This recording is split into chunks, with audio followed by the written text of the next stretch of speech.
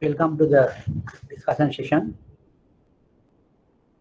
Last time we discussed about very important aspects on bond valuations, and in that case we discussed in terms of dirty price of a bond, clean price of a bond, and accrued interest.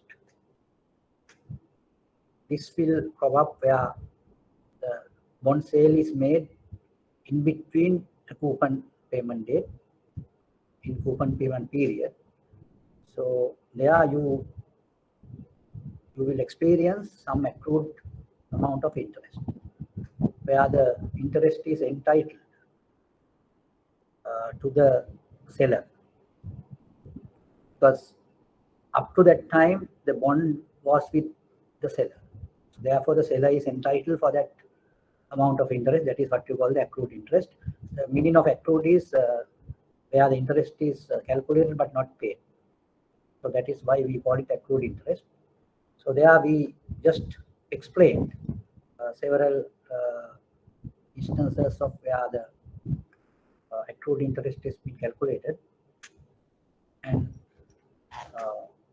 I have just explained about how we can calculate in real terms when the bond sales are made on certain dates, and those dates lie during a coupon payment period. So for example, if I get an example of a bond which pays coupon on 15th of March and 15th of September. So those are the two coupon payment days, whereas the bond was sold, the auction was made on 15th of November. So then we need to see how we can calculate the amount of accrued interest for that. In normal central bank information sheets, they mention about the accrued interest in terms of 100 rupee bond. So that is how the things been displayed. So we are in a position to see whether the particular values are correct. Now, for example, if you go by a particular series of bonds where you have the coupon payment amount and the frequency of coupon payments and all, but basically we have to just get in default the half yearly coupon payments, and if you have a certain date on which the auction is made, there we have to check the time period where the interest is at. So then we can just calculate that, and that is a little process where you have to go through. Now when you take a particular one, and if it is a half yearly bond, what we need to do is we need to just understand or identify the particular date on which the sale is made or the settlement is made, and we have to just look at the last coupon payment date, and from the last coupon payment date to the selling date you have to calculate the number of days, and it has to be divided by the number of days which the particular half year contains. Then you have to multiply it with half yearly rate. For example, say if you have a coupon of 10%, that means the half year rate is 5%. So you have to just 5% to be multiplied with the number of days divided by the number of days in the half year. So then from that you would get the accrued amount of interest. So that is how the accrued interest is calculated. So when you look at that, you will have a very good idea about accrued interest, and then we are in a position to calculate the price of the bond. So that is the clean price. When the clean price is calculated, we are in a position to get the dirty price, where you add up the value of accrued interest to the clean price. So that is how the things are being done. And as a start, since this is a time of little drowsiness, so we can start with a small exercise at the beginning. So what you can do is you can just calculate the accrued interest for 100 rupee or $100 worth of a bond, and I will put the details.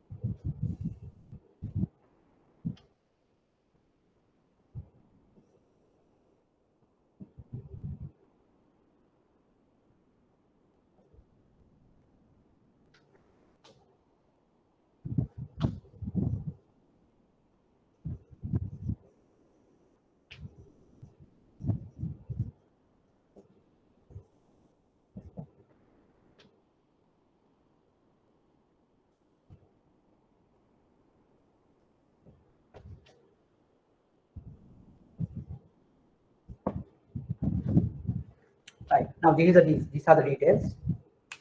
Bond issued 15th March 2018. Maturity date 15th March 2023. Coupon 11.25. And this is a half yearly paid bond. And auction settlement date is 15th December 2021. So what you need to do is you need to calculate the accrued interest for a 100 rupee worth bond. So do that. And I have just given you the way of doing it.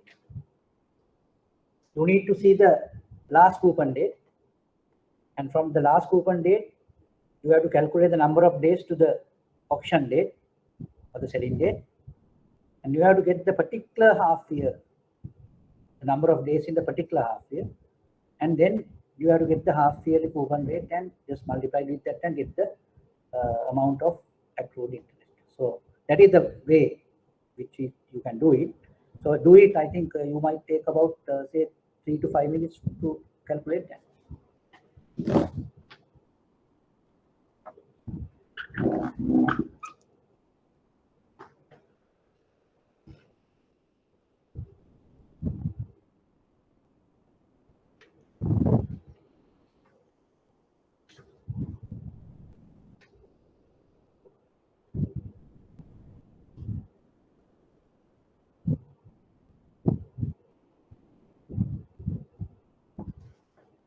And make note that coupons will be paid on coupons paid on 15th March and 15th September. 15th March and 15th September.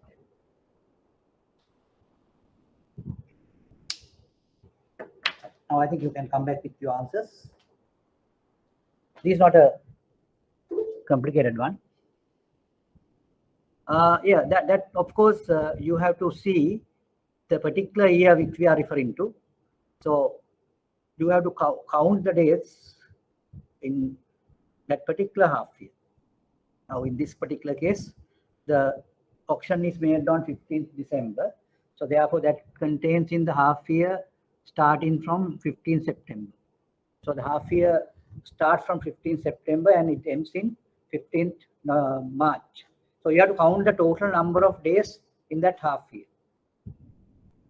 Then you have to count the number of days from 15th September to 15th December. So then you have to see the portion of it. Just do it that way.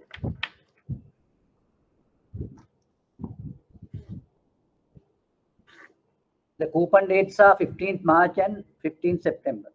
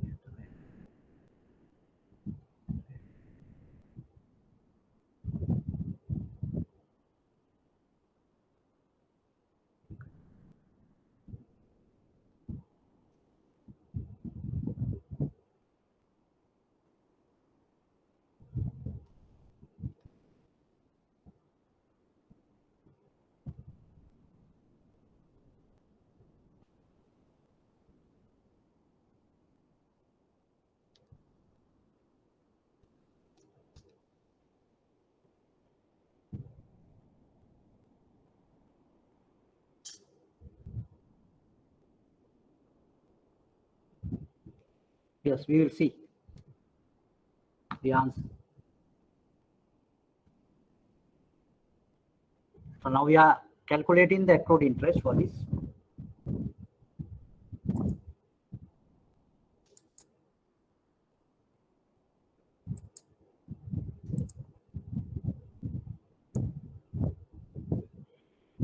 Yes, Asanka, now this doesn't have any implication on the day count because you have to go by the particular half year. Now this our half year considered is the half year starting from 15th September and it ends in next year's 15th March. So you have to go by the number of days in that half year. So then there's no issue of a day count.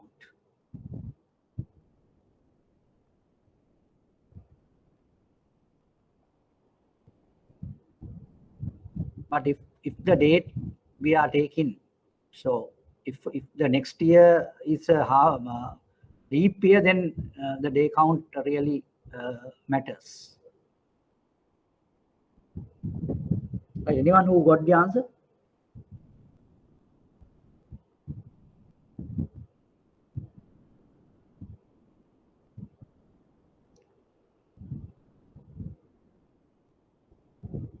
Asiri has given an answer. Now, can you just put the number of days from the last coupon date? Number of days from the last coupon date. The last coupon date was 15th September. Now, our auction had happened in 15th December. So, in 15th September, if you take 15th September, the remaining days are 15. Then for October, you have 31 days. Then altogether, it would be 46. Then you have another month, that is November. November has 30 days. So, you have earlier 46 and 30. That will count to 76 days. And 76 and 50. 15 is the number of days in December. So, when you say 15, 15 plus 76 would come to 91. And if you take the total number of days in the half year, that would be, yeah, Asiri's answer is correct for number of days which the interest was accrued. And the total half year would be 181. Yes, good. So then what are we going to do? Now our coupon rate is 11.25 per annum. So therefore, we have to get the half-year coupon rate, that is 11.25 divided by 2. That comes to 5.625. So what we need to do is, we need to multiply 0.05625 with 91 divided by 181. That comes to how much? I think Asiri, you made a small mistake, I think.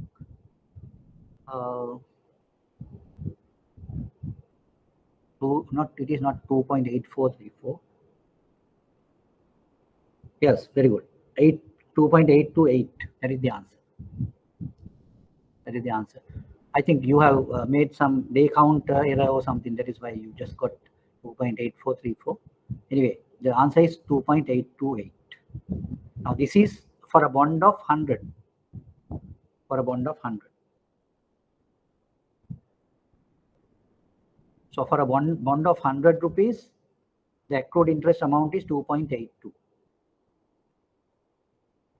So now when you know the face value of the bond you have already purchased, so you need to multiply with the times where the hundreds are. So we can say if it is a 1,000 rupee bond, then this particular amount has to be multiplied with 10.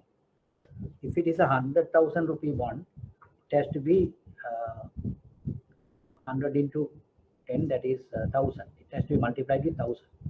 So likewise, you have to just get the accrued interest, EIR. But EIR actually, if you want to do that, there's another way of doing it, but it won't come into the same value. Now I can just, no, that's a good question. I mean, that's a good question. Now what we can do is, we can do the continuous compounding and do the EIR calculation, effective interest rate. So there what you can do is, now say, as per that fraction, 91 divided by 181. So you can do it this way. E to the power 91 divided by 181 into 0.05. So we can't see the board. Pardon? We can't see the board, like above the coupon. Yeah. It's glaring. No. Above the coupon, this thing we can't see. You can use the letter part. Right. This side, Yeah. is okay. Yeah, fine. Yeah. Right. So e to the power 91 divided by 181 into 0.0525. Now that will give the effective interest rate or effective interest amount. Because when you give it for 100, that is the interest rate. So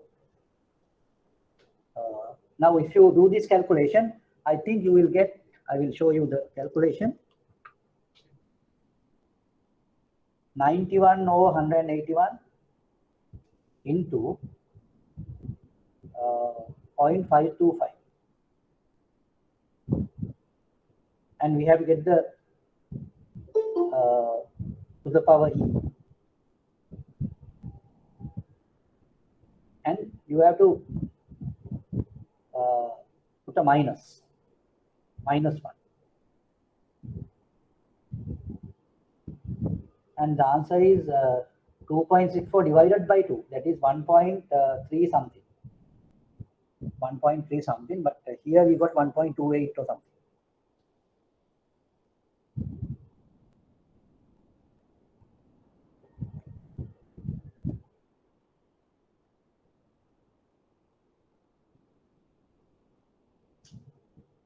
Yes, that is how the effective interest is calculated. But I think this effective interest rate will not matter. Yes, Asanka, it will not matter here because we are really talking about a very very short period of time. So therefore, that effect will not be a big matter. But if you want, you can do that. So this e to the power calculation will give you the real interest, real effective rate But when the effective rate is calculated, we have to apply that into the continuous type of a thing. There you get higher amount. So, but you will get as 2.6 something. Anyway, I will now if you want, you can just check it by doing the calculation. 91 over 181 into 0.0524. When you do the calculation, you will get a value. You will get a value. I will do it again for you.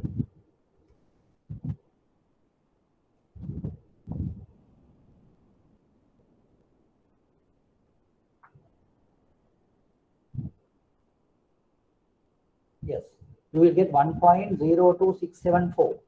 Then when you minus 1, then you get 2.675. 2.675. Excuse me, sir. Yeah. The board is not clear. Here, if I write here, Yeah, we can see there, but yeah. the thing is, what you have written, it's not clear. Right. Image. The image is not clear. Okay.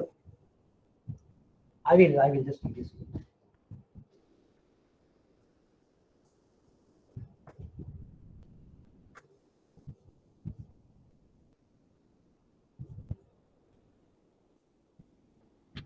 Now you just tell me now, is it okay this area? Yes. This area is okay, no? Right. Okay. Then what we did was, now we just talked about a particular one. We can't see that area, sir. And this area is also not. No, we can't see. You can see. We can't see. No, we can't. Below that. Yeah. Just draw a line, then. This side? No, can't see. Just below. 1 or 2 inch below that area we can see. Now can't see. So that means now I have used the lower part of the board. Yes. Yeah. But you can draw a line. Now if I draw a line like this, is it okay? Can see. Yes. Okay. Right. So the coupon payment dates are 15th March and 15th September. Right. Then the coupon is 7.25%. Then the issued date 15th March 2018. Maturity date 15th March 2023. And auction settlement 15th December. Now these are the things which I have mentioned. But then you came up with the answer, the accrued interest. Accrued interest is 2.828 for a 100 rupee one.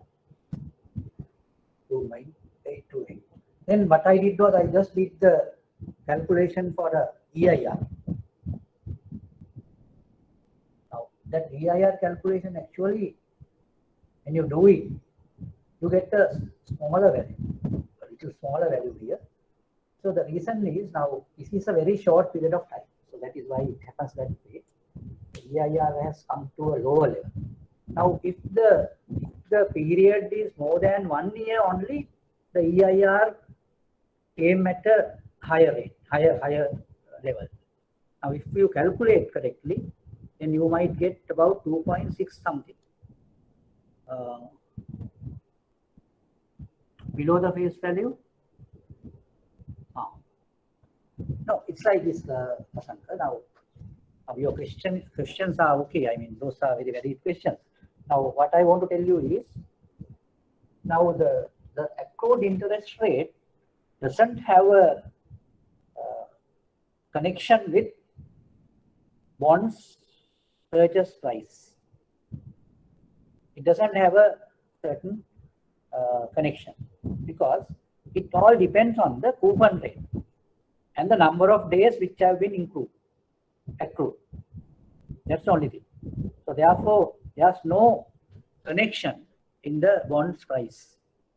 Even though it's below the face value, it's okay because that all depends on the coupon rate and the number of days the interest was accrued. So therefore, there's no connection with that. Right? Okay. Now I think now you got that point. Now you have already calculated the accrued interest. Now what we can do now is we should be able to calculate the clean price of this bond. Clean price of this bond. How are we going to do it? Now you all know the bond will be maturing on 15th March 2023. So if you take the settlement date, what is the remaining maturity? So just find out and put it in the message.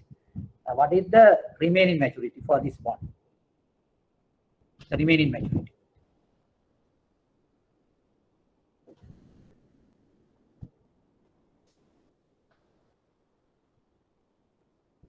Yes.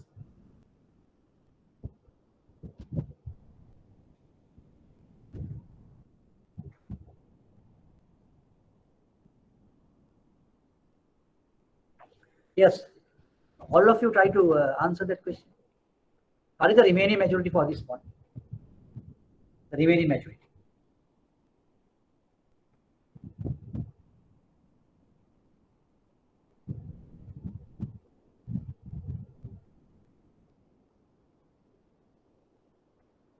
Now you all know now the option settlement been made on 15th December recently, and remaining maturity you count from that particular point. So how do you count that? You need to count it up to the March, 15th March next year. So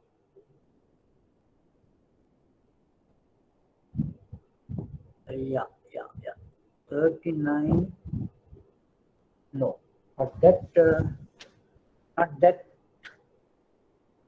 long, I think. Not that long. Because is 2023, right? Not 25, huh? Is 2023. 2023.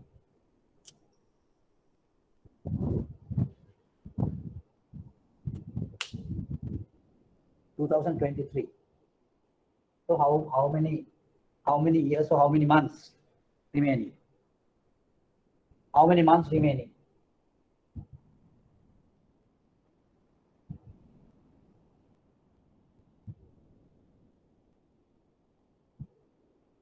Now this 15 December 2021, no? Option settlement was on 2021 December. Now from that date to 2022 March, you have put it in days, 455 days. 455 days, 365. And then, no, it's not that really difficult, huh? Because you just look at 15 December. From 15 December, now you don't, you can count it in months or whatever, that would be easier. But if you want to have it in day count, that is also okay, but we do it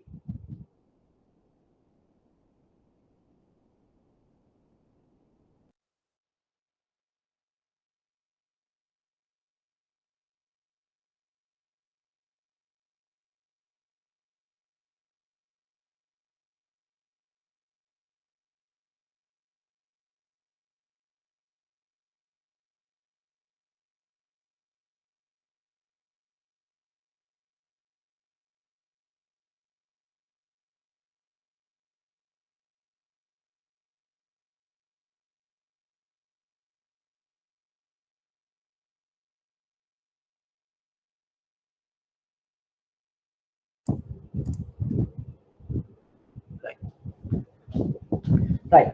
Now, 15 December 2021. So from that date, I mean, since we are really looking at these things in half year basis, so then we have to go on that basis. So from 15th December to 15th March, how many months? 3 months. 3 months, right? It's a half of a half year period. If you put it in terms of months. But anyway, now we can put it in days, no problem. And 91 days. And Kishal's answer is okay, and even Ruchira's answer is okay. It is 15 months. You can say in plain terms, you can say 1 year and 3 months remaining maturity. 1 year and 3 months remaining maturity. That is how we can put it. 1 year and 3 months of remaining maturity. So then now we need to do another calculation to get the clean price calculated, clean price of the bond. So then we have to just demonstrate that on a line. Now, if you can put a line like this. Now, when you say 3 months and 1 year, that means you have this. This is a half year. This is another half year. This is also half year. So this is the last coupon date. Last coupon. This is the next coupon. This is the point of sale. And this 3 months and 3 months. Okay. And this is the next coupon date. There will be another 2 coupon payments. Now, what we need to do now is to get the price of the bond calculated at this point. Now, you can see if it is a bond of 1,000 rupees, if it is a bond of 1,000 rupees, or even we can say it is a 100 rupee bond, because we have calculated things for 100 now. So therefore, if it is a 100 rupee bond, then what is the value of the coupon? Since it is 11.25, the value of the coupon would be 5.625. Half year, 5.625. Last point where you get 105.625. And if you want to calculate the price at this point, it's a very simple calculation. So how do you do it? But you need to have the YTM. YTM we have to just assume. Say, I will put the YTM also here. Assume YTM as 12%. Or not 12%, you can say 14%. Assume YTM as 14%. If you assume YTM as 14%, now you just calculate the price at this point. Price at the next coupon date. When you go to the next coupon date, what would be the price? So that is what you need to do now. So with this data, you calculate that. The YTM is assumed as 14%. It is assumed as 14%. So do the calculation and see what it is. Now, we are now going to calculate the price at this point. And there's another cash flow here, so that cash flow also to be added. So that is 5.625 here also. Just do it.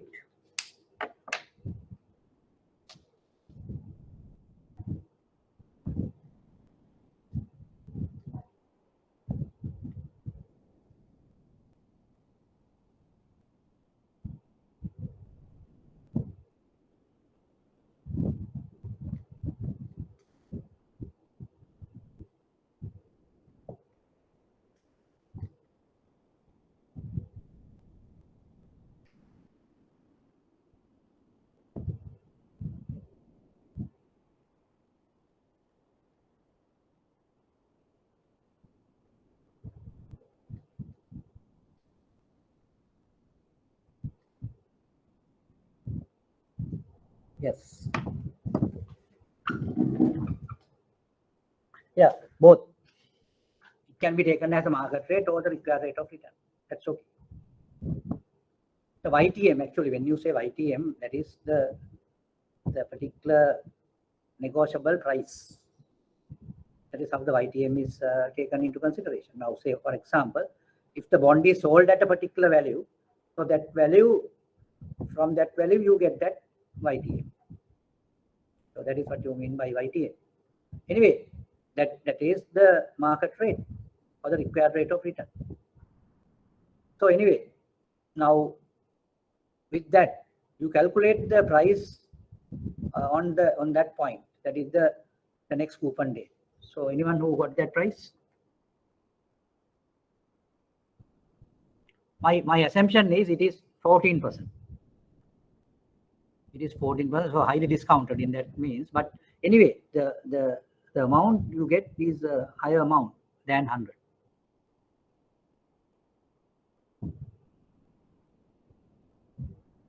The coupon payment is lower than the YTA. Yes, I'm waiting for your answer for that point. Answer or the price at next coupon date.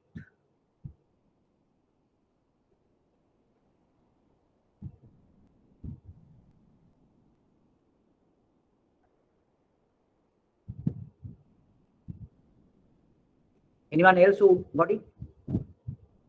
I think you have to just look at that demarcation, this demonstration where I have shown the cash flows. Now from the point at which the sale is made, from that point, in 3 months' time there will be a cash flow that is 5.625, and another 6 months' time there will be a cash flow that is also 5.625, and the last payment would be not only 5.625, there will be another 100, that is the maturity proceeds. Then that will all together it would be 105.625. But now what we need to do is we need to present value, convert these things into present value and get the value, total value. So what we can do is this 5.625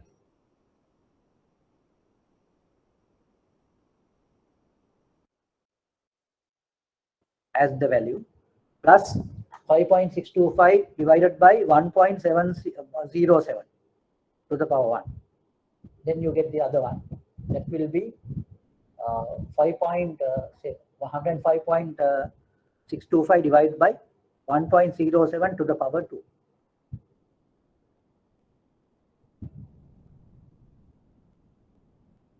If coupon is less than YTA, yeah, the bond's price is below 100. But we here we are not calculating the bond's price. No, it is the price on a future date. But we have to get it present value. When we get it present value, you will get the value less than 100. I think Asanka's the questions are very valid. Now he asked why, even though here the coupon rate is less than the YTM, it should be 100, below 100, the face value. Sorry, the market value. But here we got the value of 103. No, this is not the value on the date of sale. This will be the value on a future date. That is why you get a higher value. But now this is not the answer. Now by looking at this, we have to arrive at the price of the bond on the selling date. So how are we going to do that? You have to get it to present value. So how are we going to do that? You have to divide it by 1.07. What is the to the power? Because it's a 3 months period, so that 3 months is half from a half year period. So therefore you can put it as 1.07 to the power half. To the power half. That is the square root. So if you do that, you will get the real value.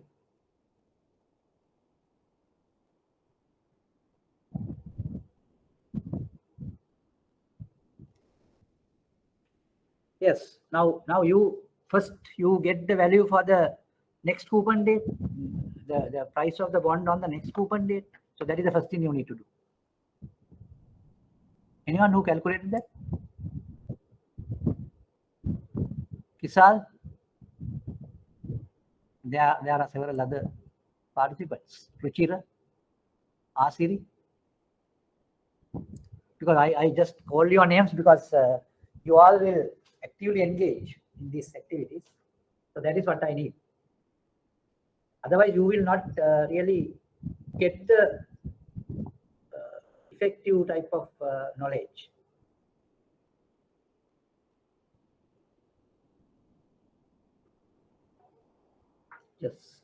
I am just waiting for your answer.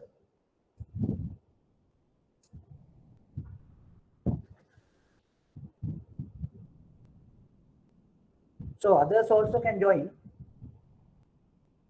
Others also can join. Now the Asanka's question of how do you get YTM? So these are just an assumption, right? Just an assumption.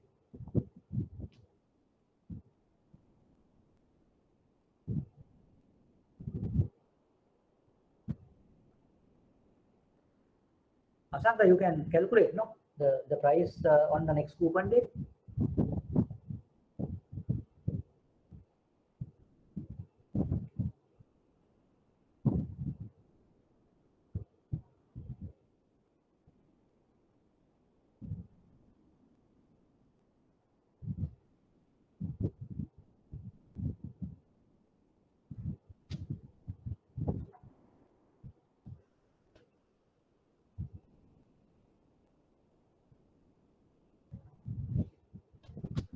Now, this is not a very big thing.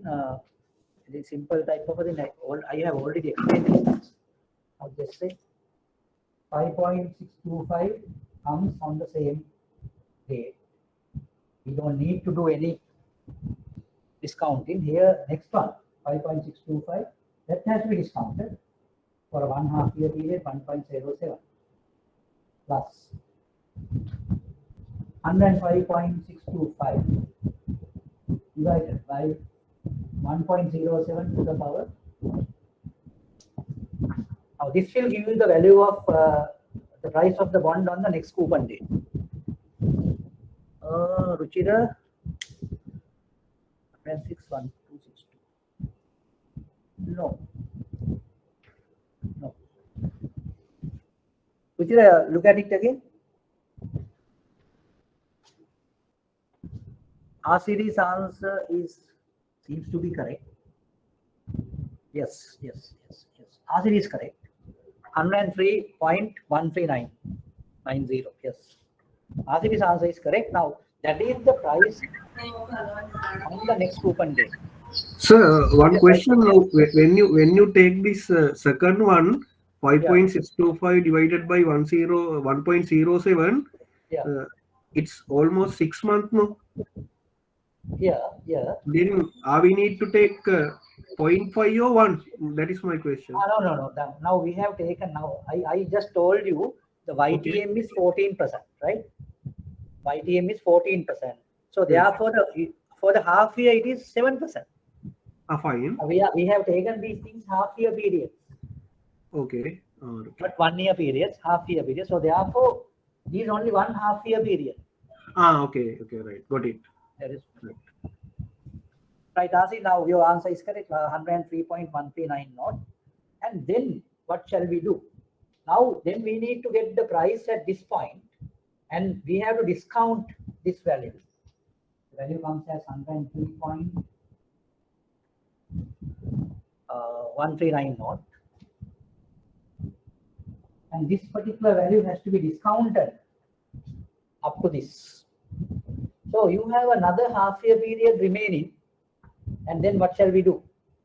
Then we can say the price of the bond is equal to 103.139 divided by 1.70 to the power what?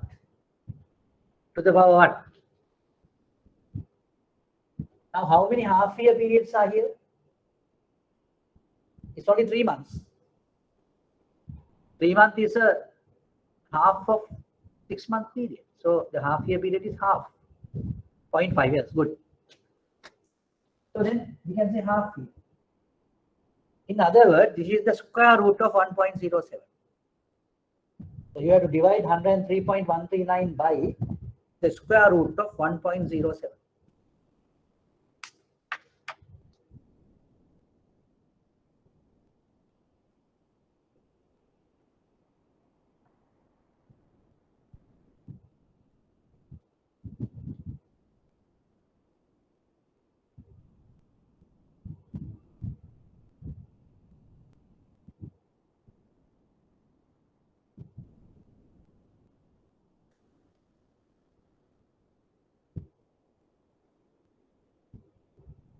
Yes.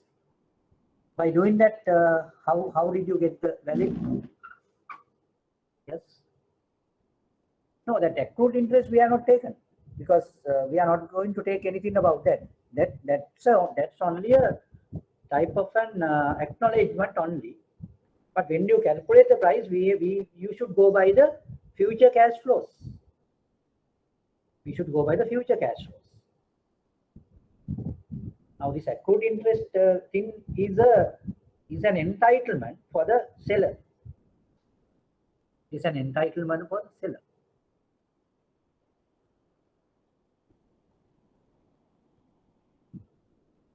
Right. Anyway, now with that, has anyone arrived at the bonds price? Sir, can you explain why we divided by 1.07 again when it comes to Right. yes. Now that is right. That's a good question. Now this is the line, right? You have to refer this line. This line gives you a real indication of the time slots, right? Now this is the last coupon date. Okay. This is the next coupon date, and this is the point on which the auction is made or the settlement is made, right? Now we are going to calculate the price of the bond at this point. Okay. Whereas we calculate the price of the bond at this point. It is 3 months ahead of this point. Okay. Right? So therefore, if you want to get the value for this point, we have to get the discounted value for 3 months. So this point's value we already calculated. That is the value 103.1390. So that value comes on this point. Yes. Right? But we don't need this one, but we need the price at this point. Right? So in order to get that, we have to get the present value of this particular amount discounted for this 3 months. So that 3 months discounting was made by dividing it by 1.07 to the power half. Now if it is a 1 period, we put it as 1.07. But this is not a one period, it's a half period. So therefore, the particular power comes to half. That is why we divide it by half. Okay. You got it? Yes, sir. Right. And this is the simple way where the dealers also used to make a price for the of course, yes. When they quote the price. Okay. Yeah.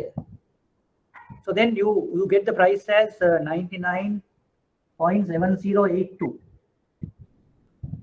Kisal's answer is correct. I think Asiri's answer is also correct. I think there's a small difference, but Kisal Dilaka's answer is quite correct. 99.7082. 99.708. So that is the answer. Now you got the point where since the YTM is higher than the coupon, the bond price has to be a discounted one because it should be less than 100. Now you can see that particular thing. You can observe that it is less than 100. That is 99.70. Why it is so close? Because the YTM is close to, I don't know what closeness, but if it is so close, then you will have this type of closeness. But anyway, it won't come to 100. It won't go to over 100 also, but it should be less than 100. Right, I think with that you got it very clear, I think. So then you need to see what is the price of this, what is the dirty price of this bond. So since the price of this bond is 99.7082,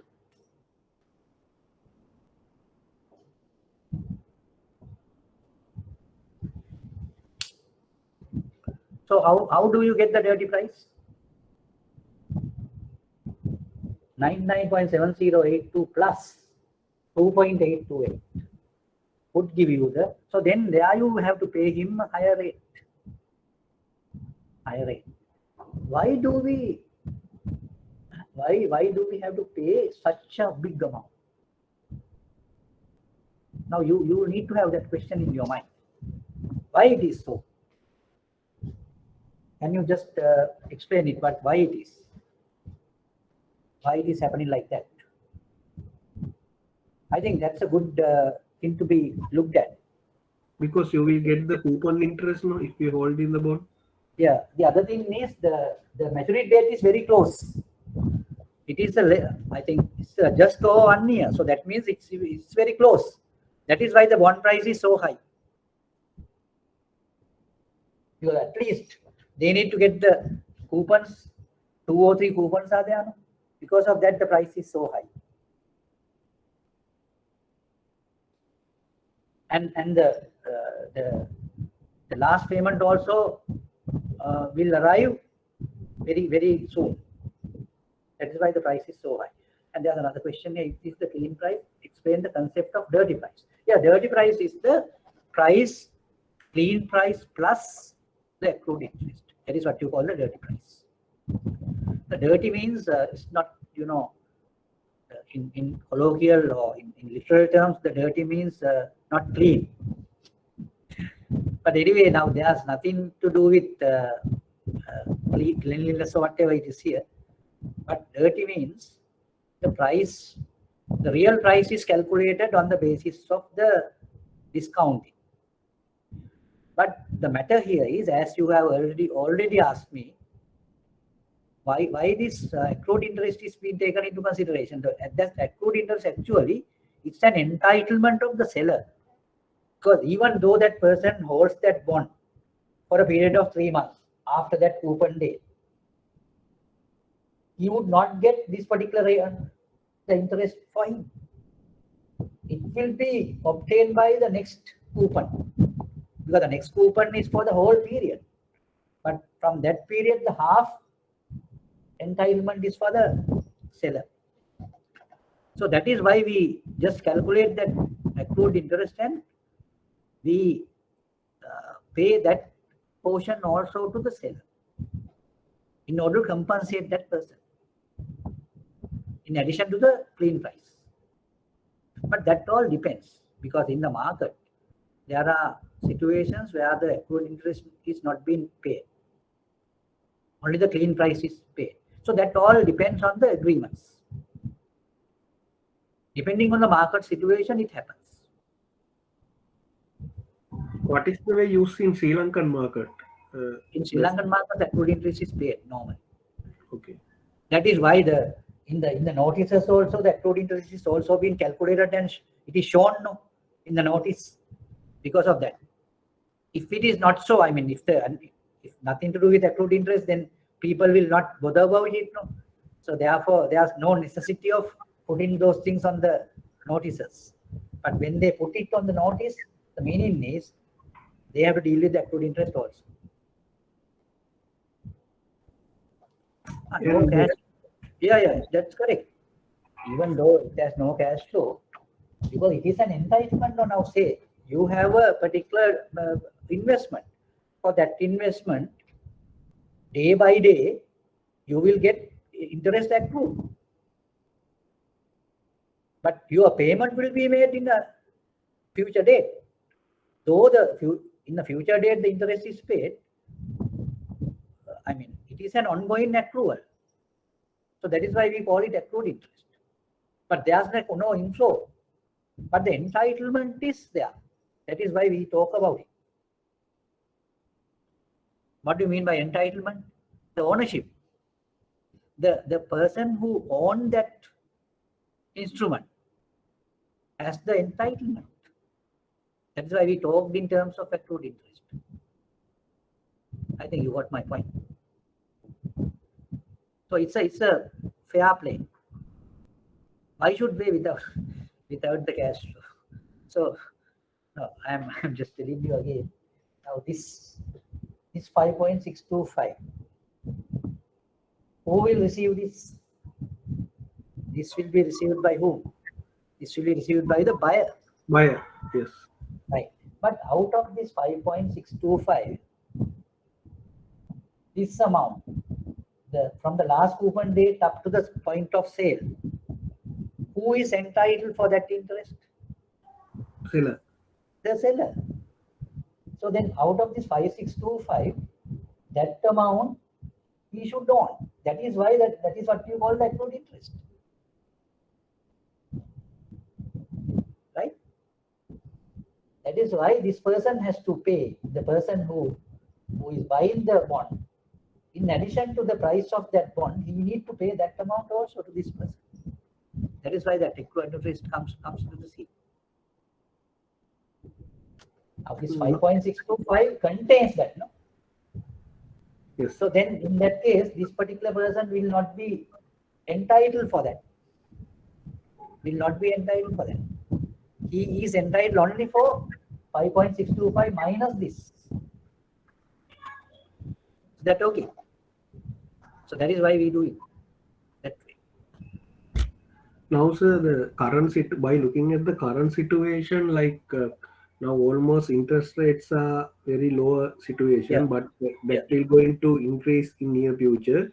Then what sort of portfolio are we need to maintain? Like that need to be Of course.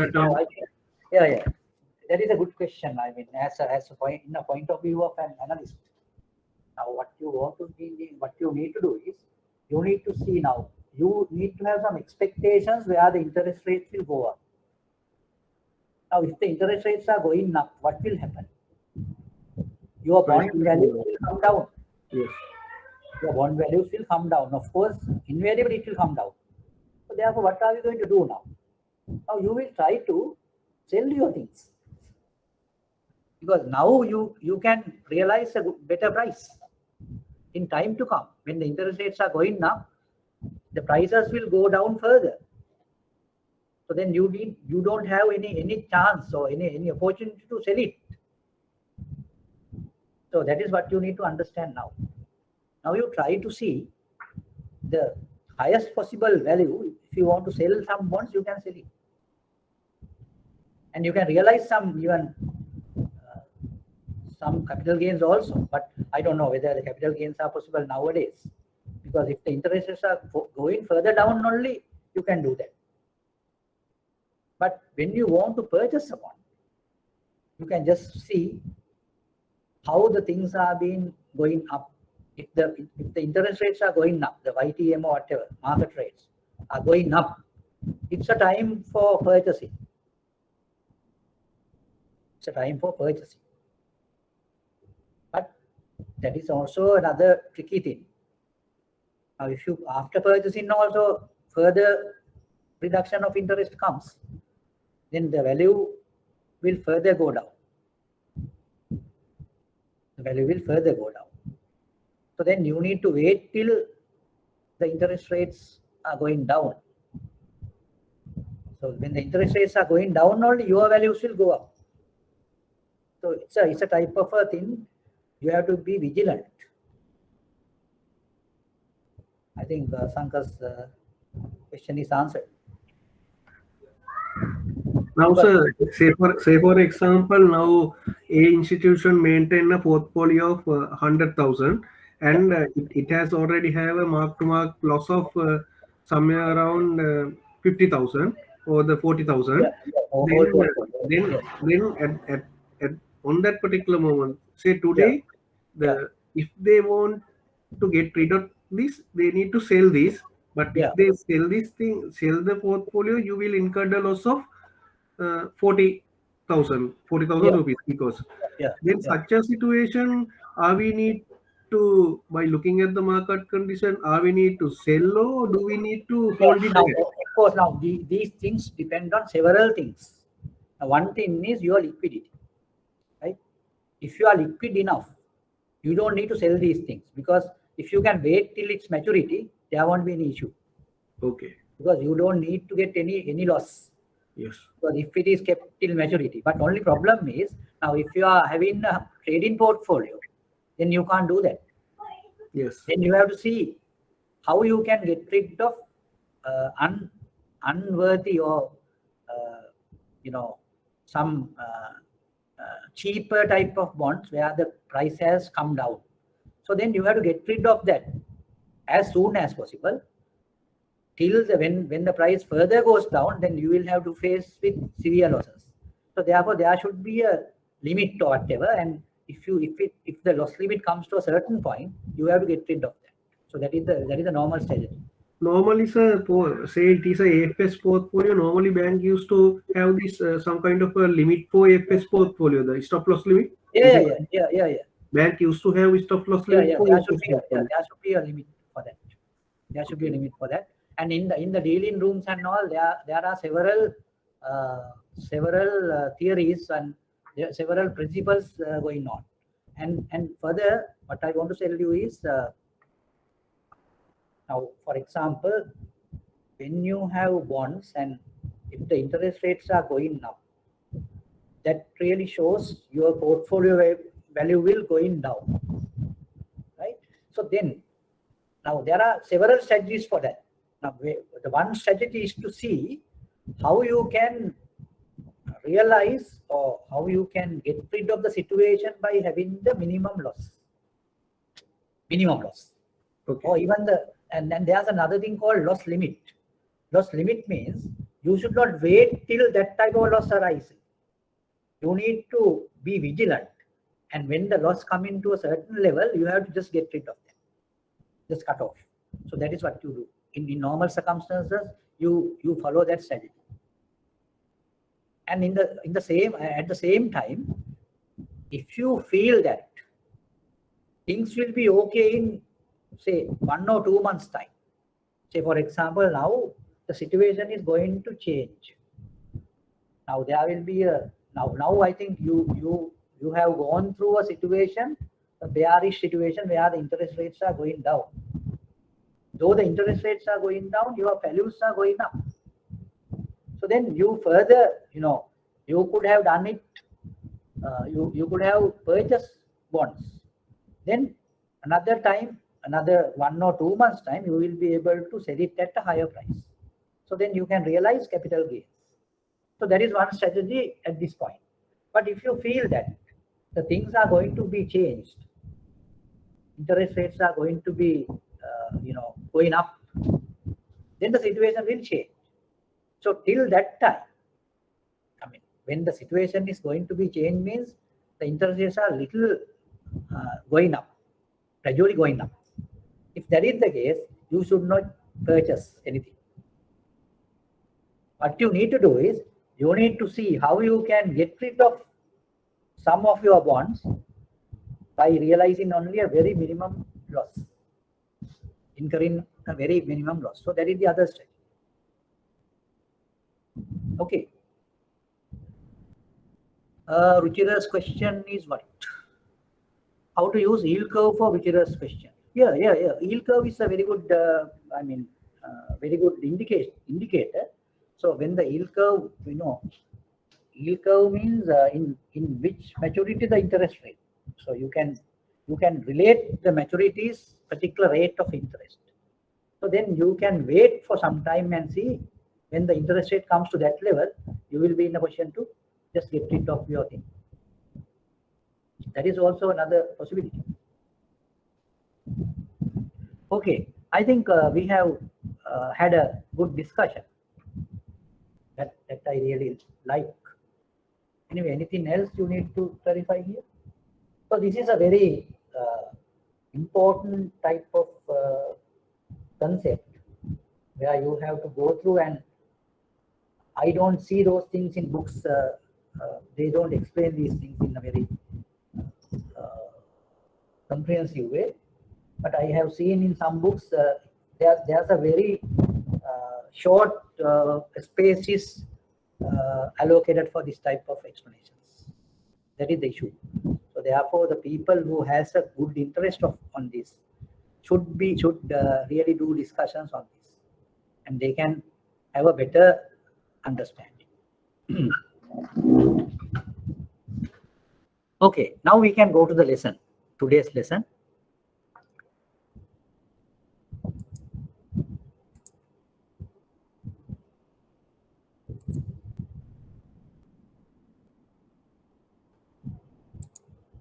Right. In the lesson, what happens is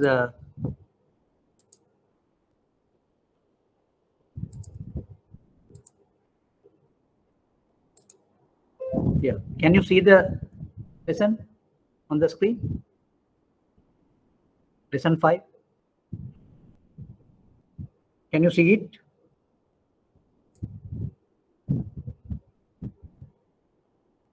Can you see it on the screen? Yes, sir. Yes, we can see. Right. Right, now we have gone through all this valuation process, but we need to start with the new theory. We need to go by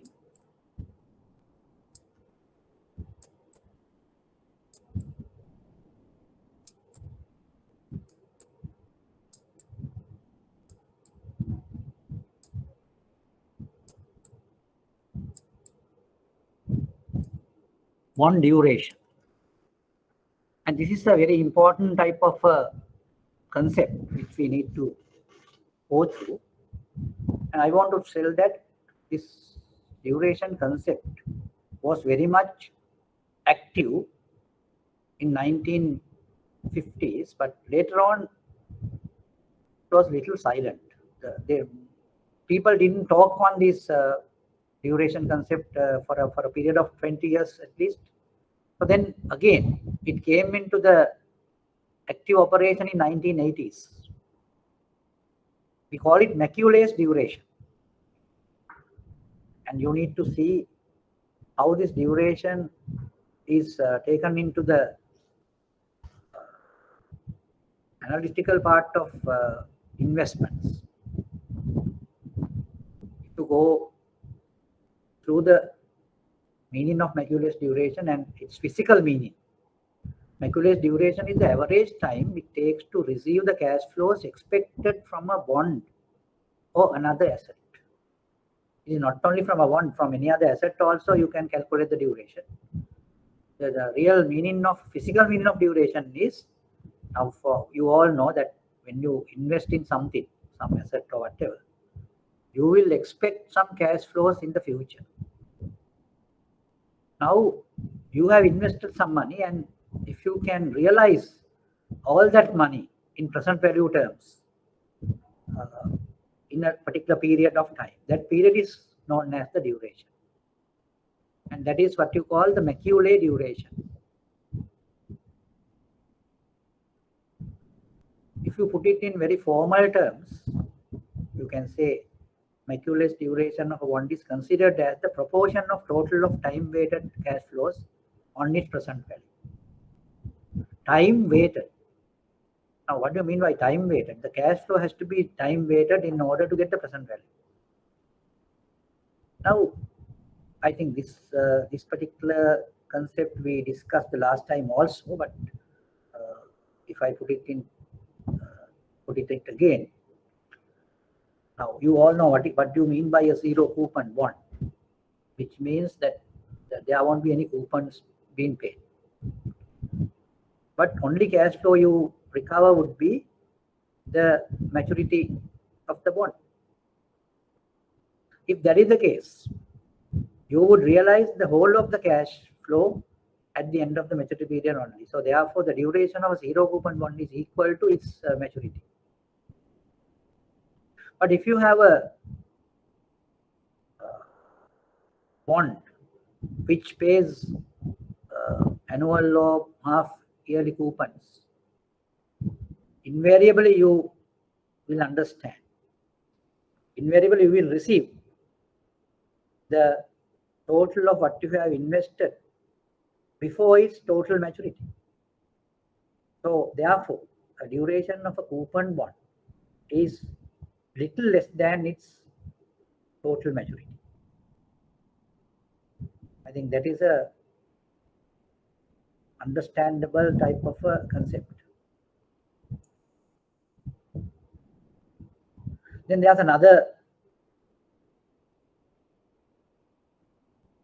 concept called bond convexity, and I think I can just explain it on my today's presentation. That gives a diagrammatic view of that.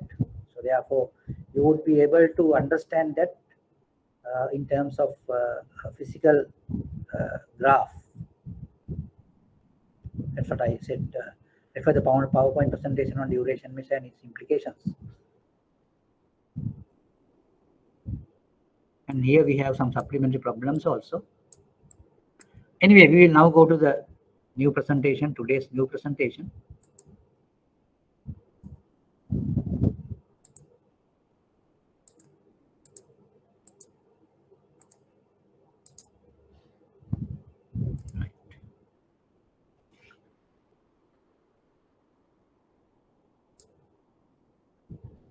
Right. Now we have just put the price yield relationship on a graph, and you can see in this graph, in the x-axis you have represented yield, in the y-axis you represent price, and the curve is the curve of a price yield relationship. Now you can just see now, when you have a yield of something, you have a price of some value. If the yield is increased, as per the curve here, you will see when the yield is increased by a certain amount, delta y, price will be decreased by delta p. If you look at the graph, you can realize that. I think where delta y is a small change in the bond's yield and delta p is the corresponding change of bond's price. Now, why do we say it is corresponding change? Because you are going to increase the yield, that is the independent increase, or you would do the change to the yield first. Now, while you change the yield by delta y, you will experience a price drop of delta p. So that is shown on the graph. If I put an arrow, you will see that. Now, when this is the yield at the beginning, and that yield increases to this point, the increase of the yield is represented by delta y, and as a result, what will happen to the price? Now, price at this point would be this. Price at this point would be this. It's a drop from this to this. So the drop is measured by delta p. So the duration measure is something to do with this delta y and delta p.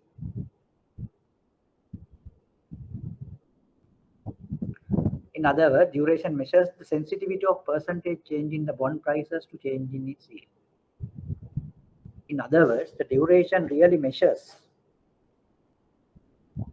the percentage change in the bond's price in relation to a change of the yield.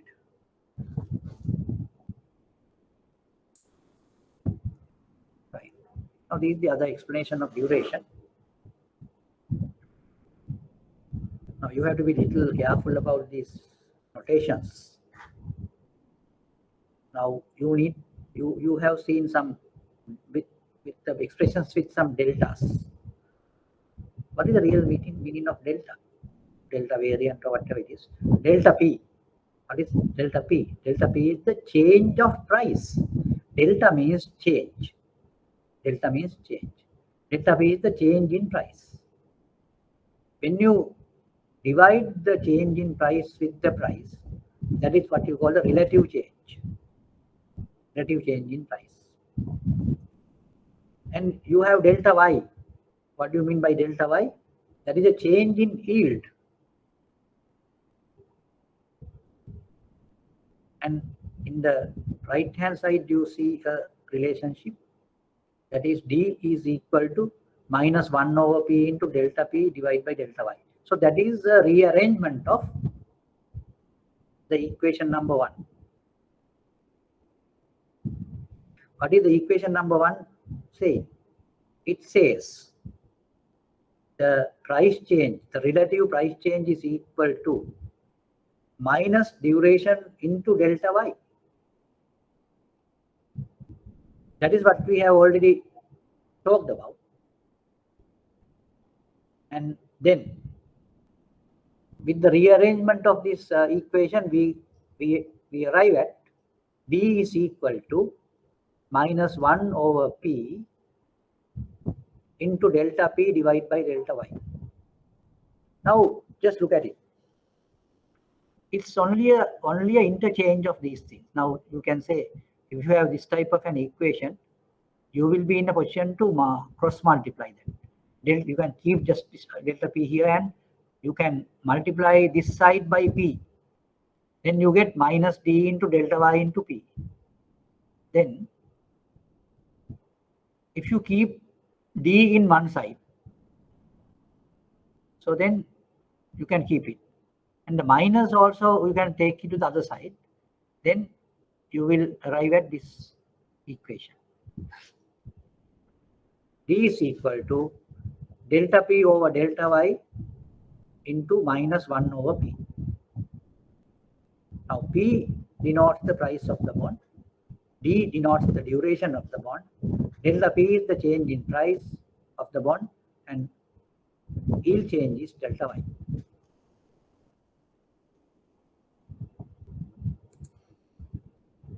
Right, now we will see how we can do a quantification on duration. Now these are really some mathematical explanations. If you have done mathematics for your advanced level, you would have gone through these things. There's a thing called Taylor series expansion and Taylor series approximation. There you get a series of integrals, or derivatives. Not the financial derivatives. There are things called derivatives in the mathematics also. First derivative, second derivative, and all sort of things. So in duration concept, we have gone through the Taylor series,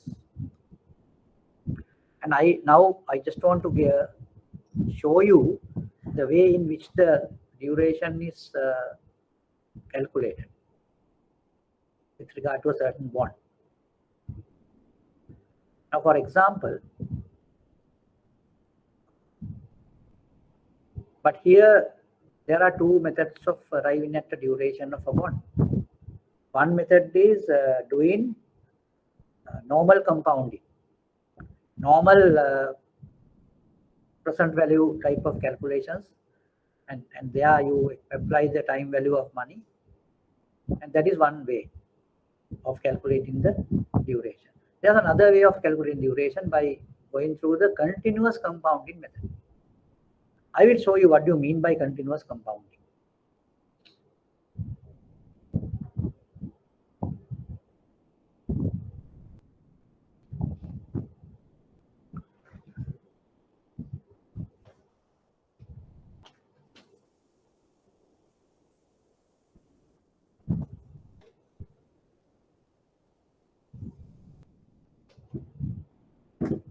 I think you have a little idea about compounding.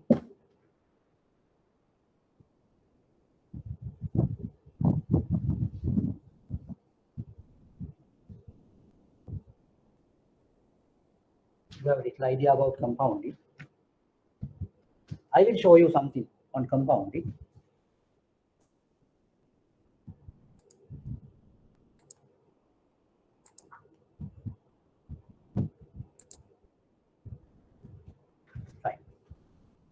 Now you all know when you want to say, if the half year rate is given as 5%, what is the effective annual rate? How do you calculate that effective annual rate? I am starting with, so we can start with the quarterly rate. If the quarterly rate is 3%, if you put it in simple terms, you can say it is 12% for 1 year in normal and simple calculation. But if you want to get it as EIR, how do you arrive at that? The quarter rate is 3%. You have to compound, yes. Now, how do you compound it? It's like this. Now, the quarterly rate equal to 3%. Then EIR is equal to 1 plus 0.03 to the power 4 minus 1. That will be the EIR, right? We will see what is EIR. We calculate 1.03 to the power 4. That comes to 1.1255. 1.1255 minus 1 is equal to 0.1255, that is 12.55%. 12.55%. Now, if you have done it in a simple way, it would be 12. But we need to get the effective rate. Effective rate would be 12.55. Now, this is quarterly. If you take half yearly rate as say 6%. If the half yearly rate is 6%, how do you get the effective interest rate per annum? Then it would be 1 plus 0.06 to the power 2 minus 1. We will see what it is.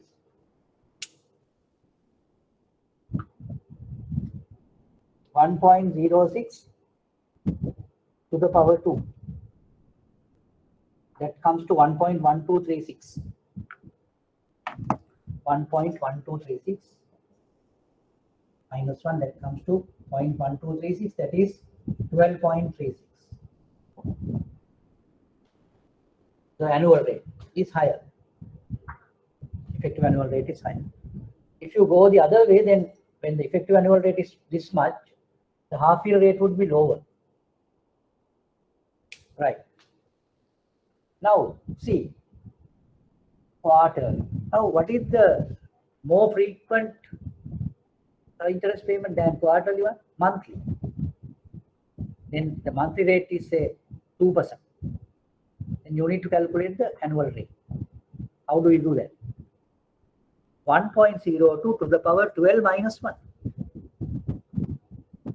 I will put that also. 1.02. So that this is monthly rate, right? 12. So then it has to be raised to the 12 power minus 1.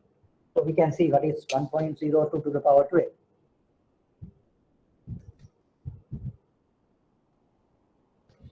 That comes to 1.2682. 1.2682 minus 1, that is 0.2682, and it will be 26.82%. Now, when you increase this power, say, if you have the weekly rate, then if you want to get the annual rate, what shall we do? 1 plus the weekly rate to the power 52. Because for an year, there are 52 weeks. Then we can see 1 plus the rate, weekly rate, to the power 52 minus 1 will give you the effective annual rate. Now, what is the lower time frequency? 1 day. Daily interest. 1 plus the daily interest to the power 365 or 366 as per the year. Minus 1 will give you the annual rate. So then that is compounded daily. Then what is the next level? You can compound it hourly. So when you compound it hourly, what will happen? There should be hourly rate. 1 plus hourly rate to the power 52 into 24. 52 into 24. That is hourly compounding. If I do the minute per minute compounding, every minute we compound it. Then what would be the power? 1 plus the rate at 1 minute to the power 52 into 24 into what? 60. You can calculate and see what is the number. 52 into 24 into 60. If you do the compounding for each 1 second, what will happen? You will have 52 into 24 into 60 into 60. Now that is, we are compounding the things at each second. Now we will go to the concept of continuous compounding. What do you mean by continuous compounding? You need to compound the things at each nanosecond, or even a smaller point of, even smaller than nanosecond. 1/1,000,000th of a second, even less than that. So you need to compound it at each minute seconds. So then you can imagine what would be the power.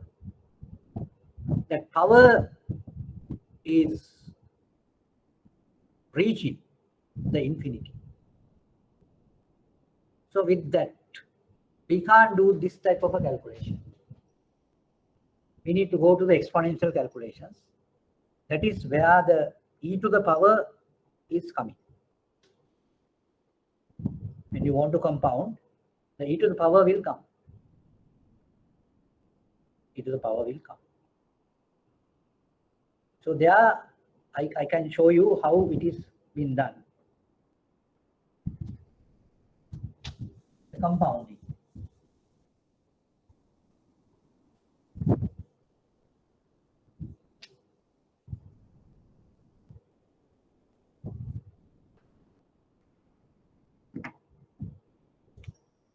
Now, if the rate is, say, simple R, and the per annum rate. Now, if the rate is R and the period is n years,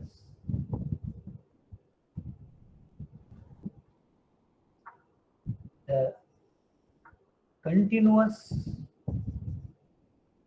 compounding rate is equal to e to the power nr. If the cash flow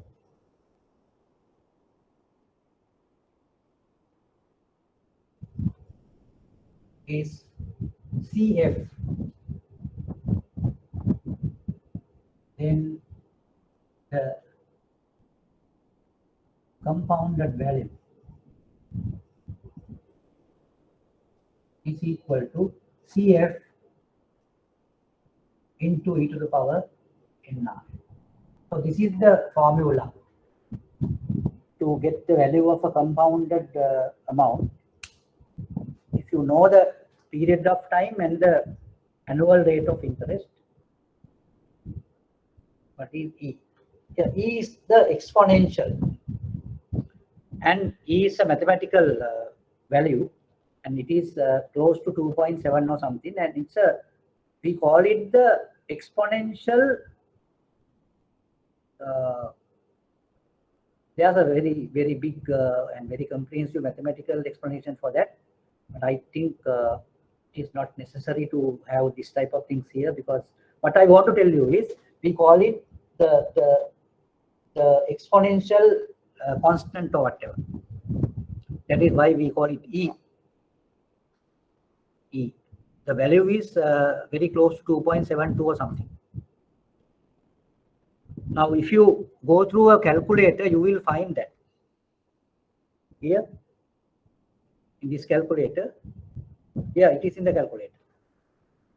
Now, it shows e to the power x. Now, what do you mean by e? E to the power 1 is e. Now, e to the power x means you have a variable called x, and you can just do e to the power something. Now, if you want to put e to the power 2, if you want to get e to the power 2, what you need to do? You can say, you can just put 1. Sorry.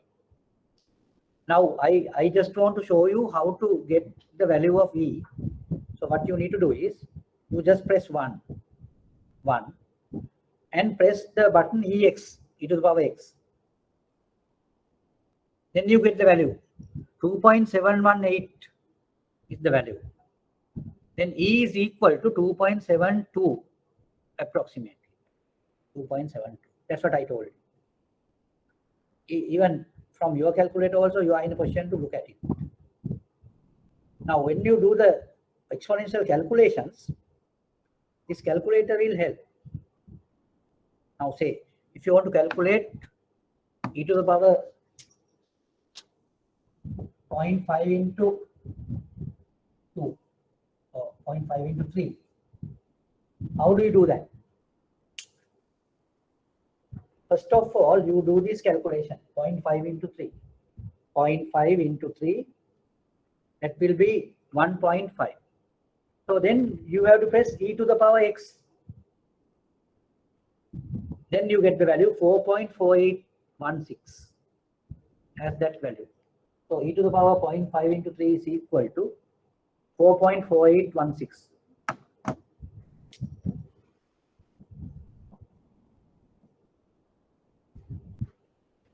Now you check whether you can get this value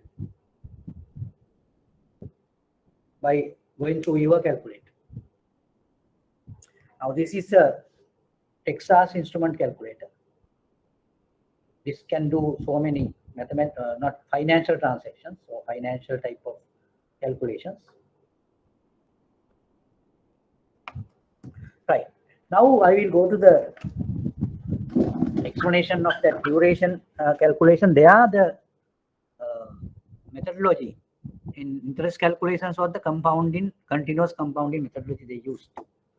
That is why I have gone through this continuous compounding theory. I try my best to avoid mathematical jargon here, because people are little reluctant to get those things. So therefore, I just want to omit that, and we can make use of these things in very simple terms. So that is why I just like to have that way.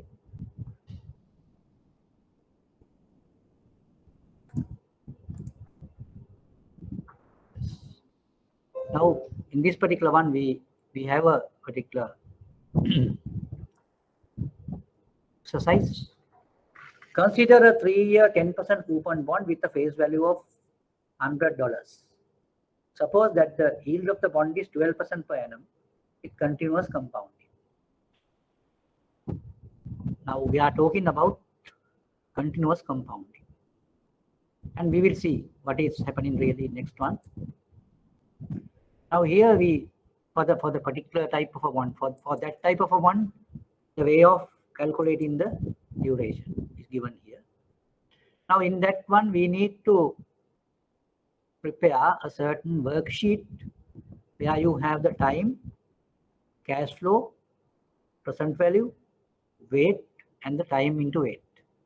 The total of the time into weight column can be taken as the duration. Now in this particular case, the duration is 2.653.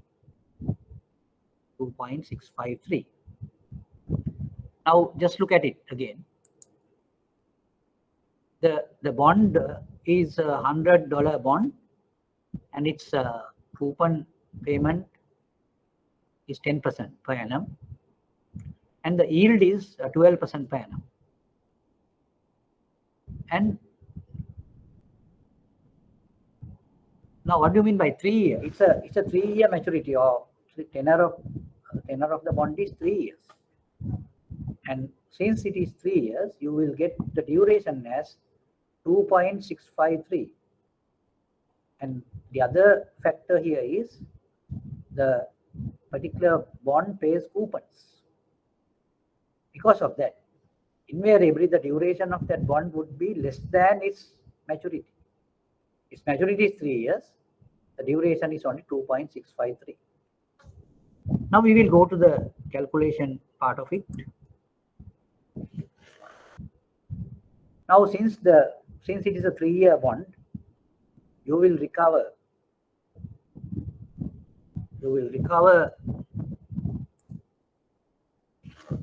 cash flows for each half year. The first half year is 0.5 years. That is number one.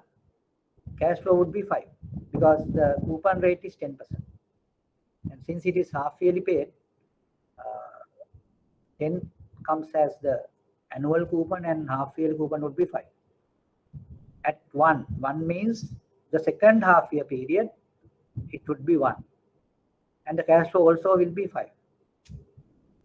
In the third half year period, that is 1.5, or in 1.5 years, the cash flow 5. 2 years also the cash flow is 5. 2.5 years or cash flow is 5. At the end of the third year, there will be the cash flow plus the maturity proceeds.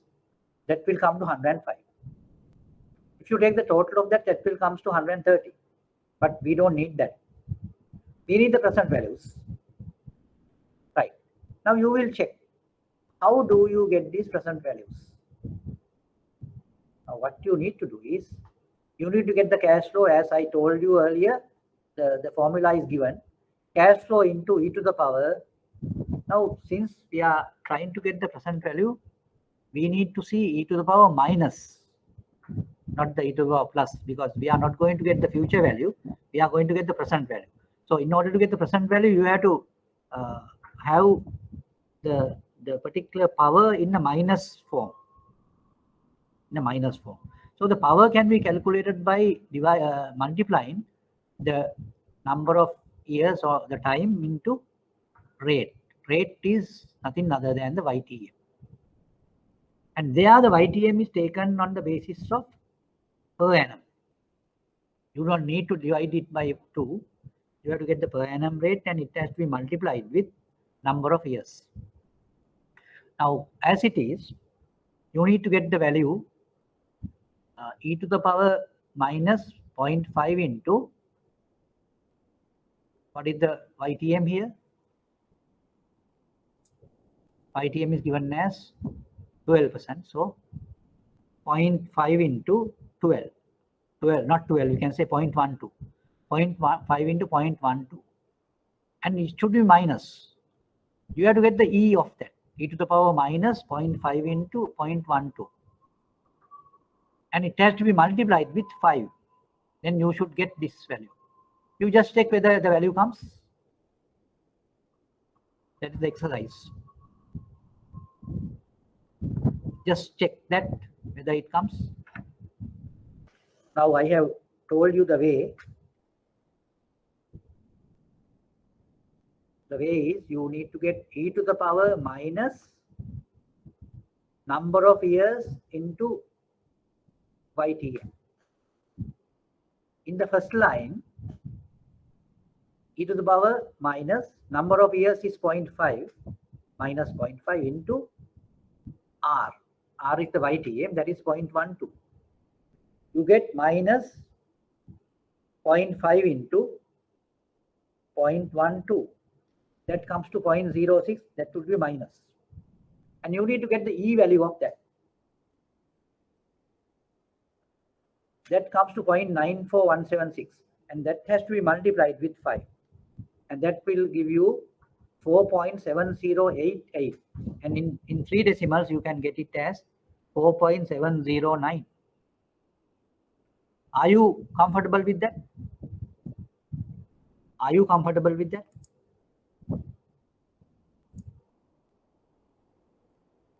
Yes, yield is YTM. Yes, yes.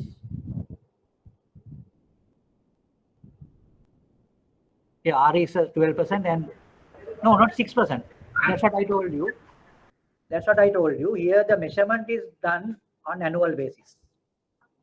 When you do the calculations in exponentials, we do it on annual basis. So therefore, it would be 12%. So therefore, we need to do e to the power minus 0.5 into 0.12. 0.12 is 12%. If you do that calculation, you will get the answer. Shall I do it on the board? Shall I do it on the board? Or you can just get it. And just look at it and see whether the answer is there. Yeah, always annual rate, yes. Because we measure the time in years. So that is why we take the first half year as 0.5.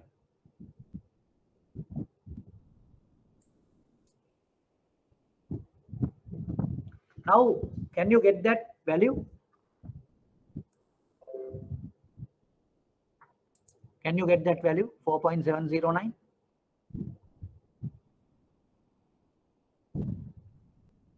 Others also should join, na? So then only you can have a good understanding.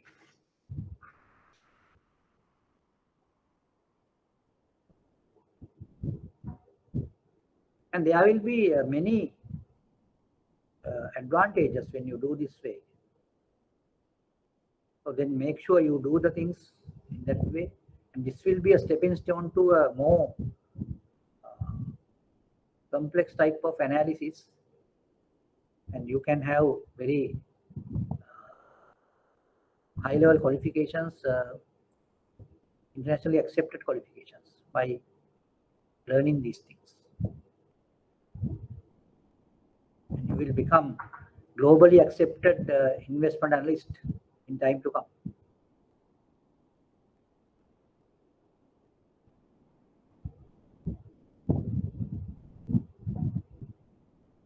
Right, of course. Are you okay with that value? Present value of number time is when time is 0.5 and the cash flow is 5, and the present value of that cash flow would become 4.709.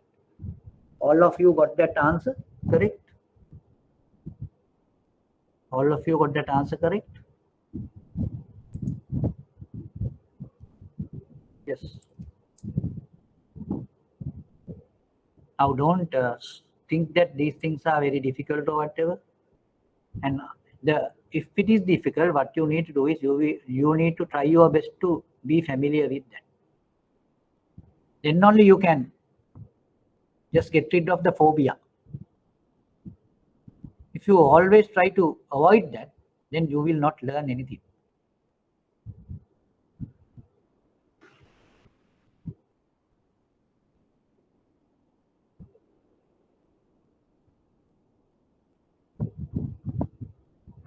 Okay.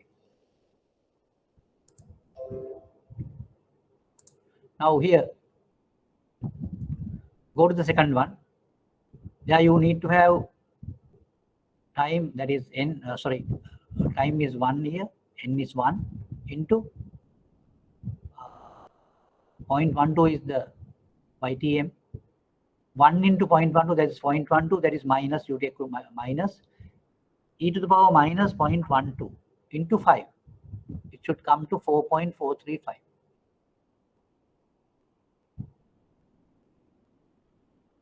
Now I just request all of you to do these calculations and see whether the correct numbers are coming.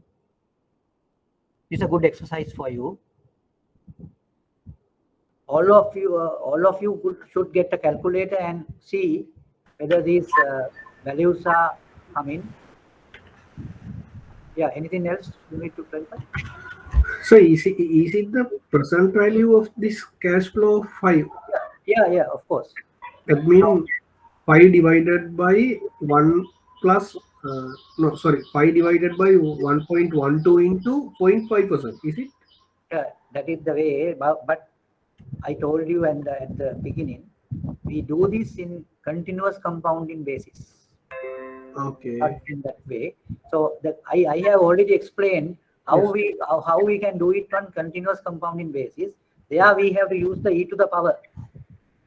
Now what we need to do is, first of all, you calculate e to the power. Now the time is 0.5, e to the power 0.5 into number of the YTM, that is 0.12, and put it as minus, and e to the power minus 0.5 into 0.12, and that has to be multiplied with 5, and then there you get the answer 4.709. Okay.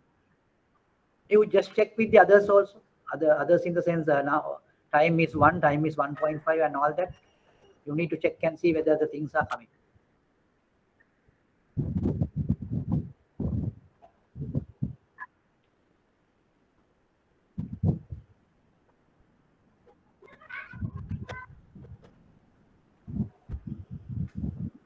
Okay. This is a good exercise, and you can just check whether you do it correctly.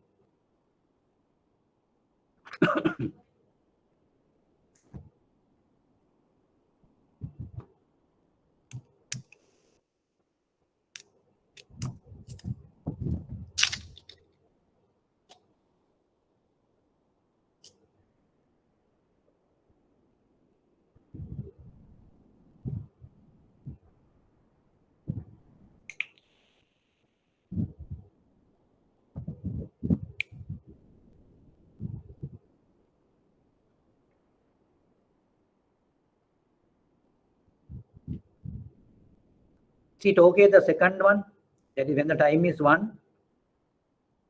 When the time is 1, it should be e to the power minus 1 into 0.12. That is e to the power minus 0.12 into 5. That should come to 4.435.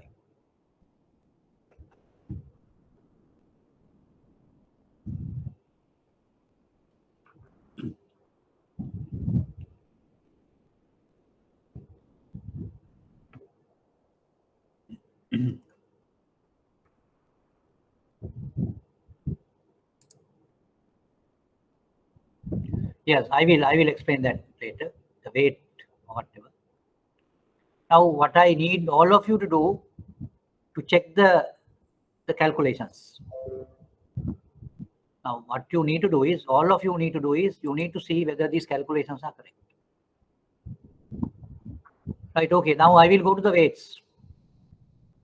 Now you, at the beginning, you just calculate the present values for each of these cash flows. And you see when the time is 0.5 years, that is first half year, the cash flow is 4.709, the present value. When the time is 1 year, the present value of that cash flow is 4.435. When the time is 1.5, the present value of that cash flow is 4.176. When the time is 2 years, the present value of that cash flow is 3.933. When the time is 2.5, the cash flow is present value of the cash flow is 3.705. And when the time is 3, that is the last point where the maturity proceeds also come, and the future value would be 105, and the present value is 73.256. Now if you take the total of present values, that is the price of the bond, 94.213. And but then just look at the weights. The weights would be, now the first of all you need to get 4.709 divided by 94.213. That is 0.050. Just look at it and see whether it comes like that. The weight is calculated by dividing the value, the relevant value, with the total price. Now in this first line, you get the weight 4.709 divided by 94.213. That comes to 0.0499. Now you need to go for 3 decimals, so therefore it would be 0.050.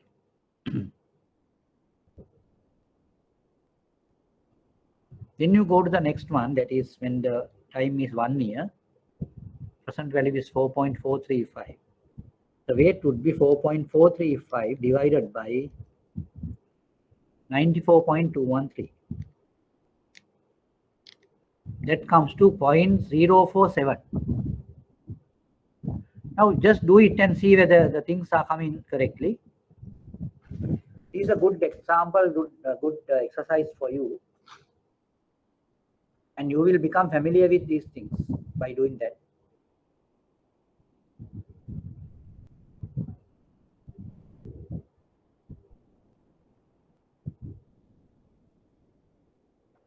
No, I think you all should engage in this activity.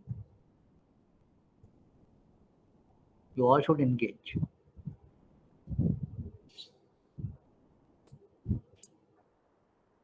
You all should engage.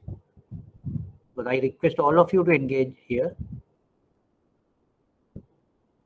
And you will reap so much of benefits by doing that.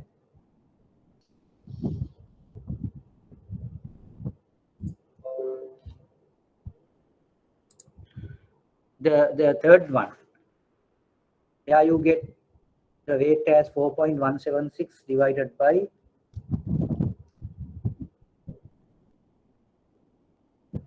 94.213. That is 0.044. So likewise, you will be in a position to calculate all these things. And there's a self-checking. If you have done it correctly, the total should come to 1. The total of weight should come to 1. Now we can go to the final point of doing it. The last column would be time into weight. Time is in the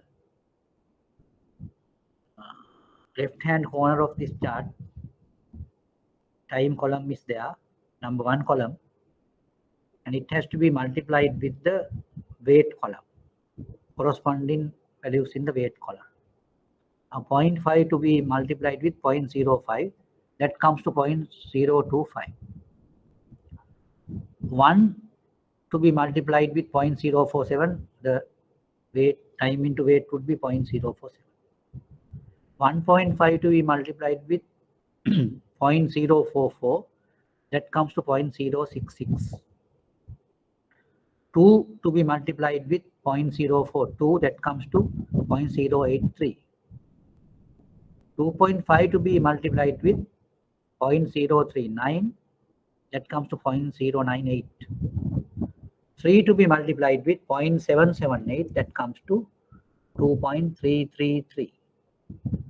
Now you need to get the total of time into weight column, and it comes to 2.653. That is the duration of this bond.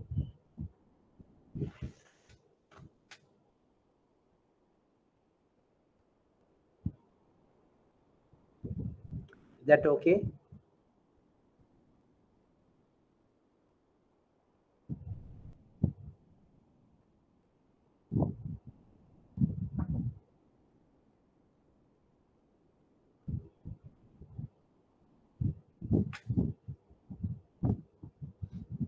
Right. Now, if you have any issues, any difficulties, let me know.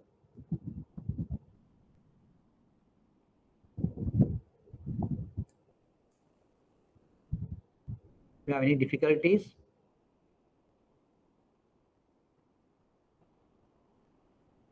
just Darshana, you join and you just deal with these things and get it understood.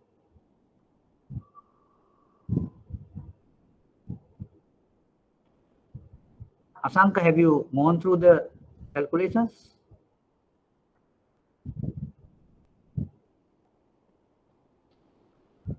Right.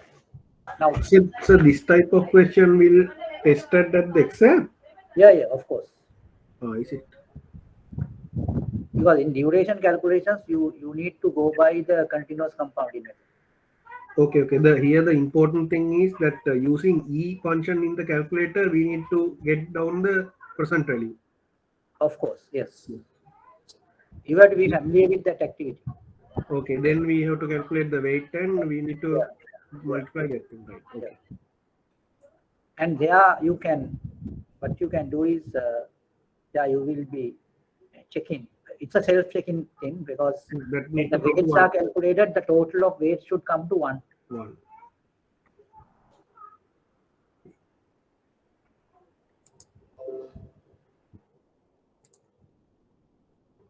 Right. Anyway, now this particular chart will help you to get the duration calculated without much trouble. And this is a very straightforward operation, so therefore no need of any confusions to undergo any confusions.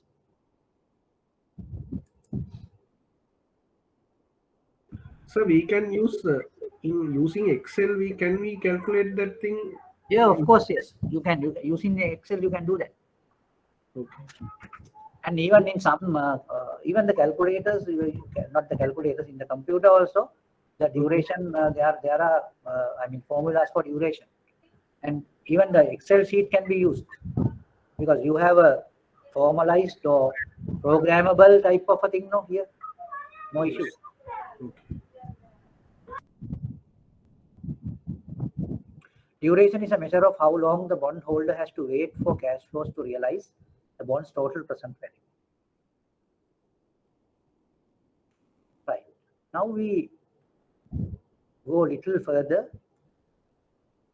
Using the equation, we need to check what happens to the price of the bond or whatever when there's a rate change.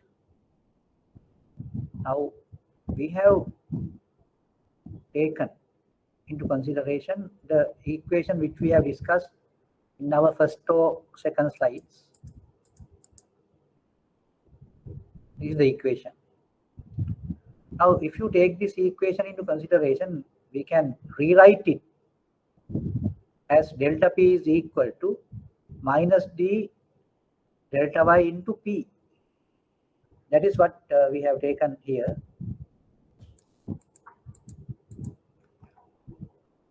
Some change in the order, but the same thing. Delta P is equal to minus P into D into delta Y. So then the things being substituted here.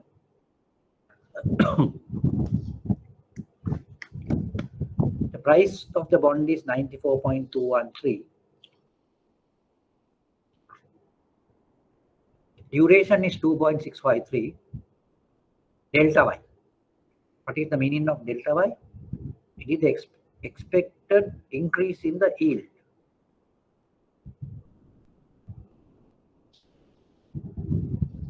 Now I will tell you, assume the change of yield is 1%.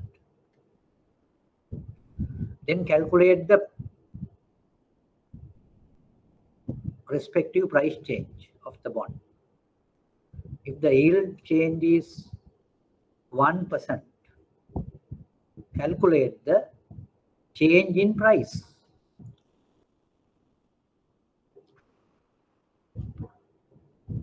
It's very simple. You calculate the change in price.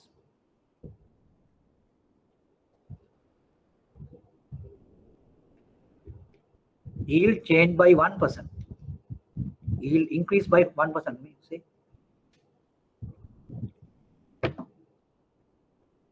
yield change is 1%. Or yield increase by 1%. Now tell me the price change. What is the price change when the yield is increased by 1%? Very easy, very easy. You can calculate it very easily.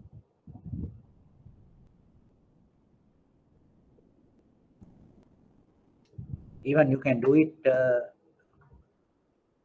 in your mind also.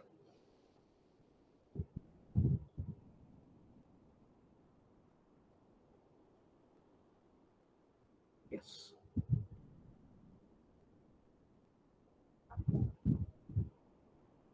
Try to get the answer for that. When the yield changes or yield increased by 1%. Yeah, I will come to that. Macular duration is the normal duration. But there's another term we use, modified duration. That is different.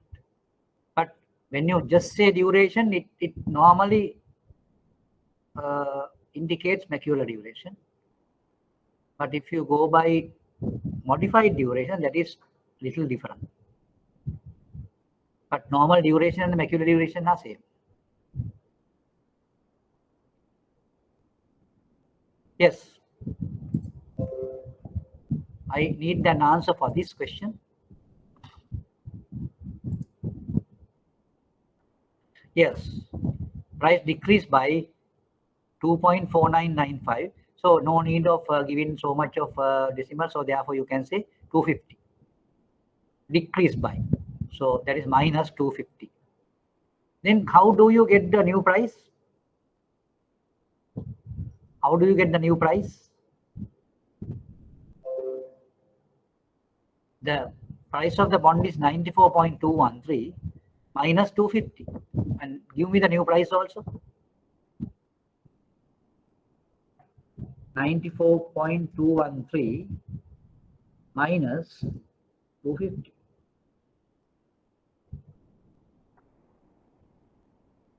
What is the new price? Yes, 91.713. Now just look at it. Now you have seen with the increase of interest rate by 1%, the price dropped by 250. So that's a substantial drop in price for a 1% change of interest rate.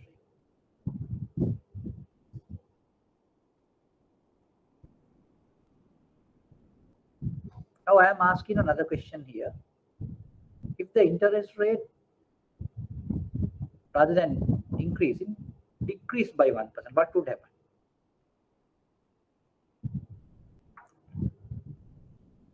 Yes. What would happen if the interest is decreased by 1%? So anyway, now it is on 3:34. So I will just give you a break. And we will start by 3:50.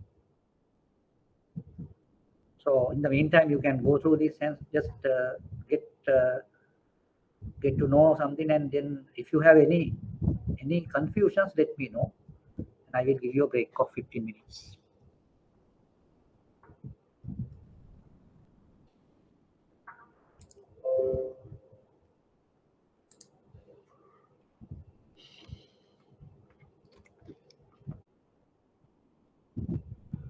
Now we have followed a certain methodology to get the duration calculated. And the duration has so many implications.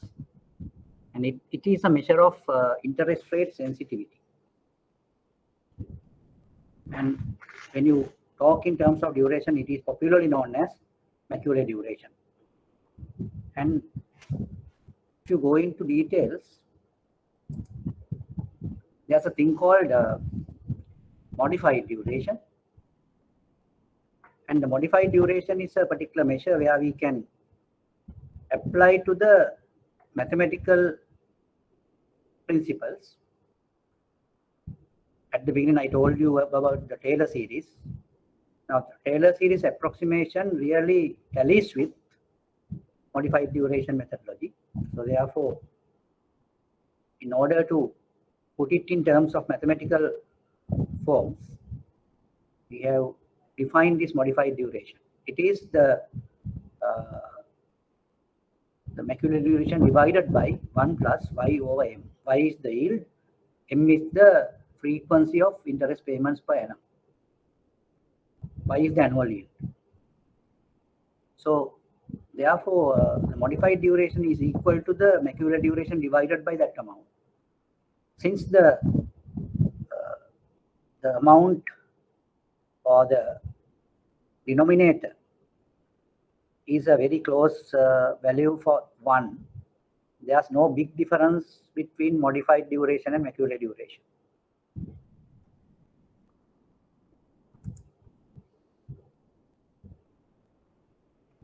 Now, there are different terminologies where DV01, there's a thing called DV01. Modified duration is the normal duration divided by 1 plus periodic yield. Macular duration is modified duration into 1 plus periodic yield. And there's a thing called dollar duration also. Right. Now, we go to another concept called convexity. Now, before going into that, I will show you a certain phenomenon in the price-yield relationship. Now, that phenomenon, now, I told you to realize, so I told you to answer the question rather than the rate increase. If you had a decrease of rate by 1%, what would be the result? Decrease of 1%. So if the interest rate decreased by 1%, what would happen to the price of the bond? Yes.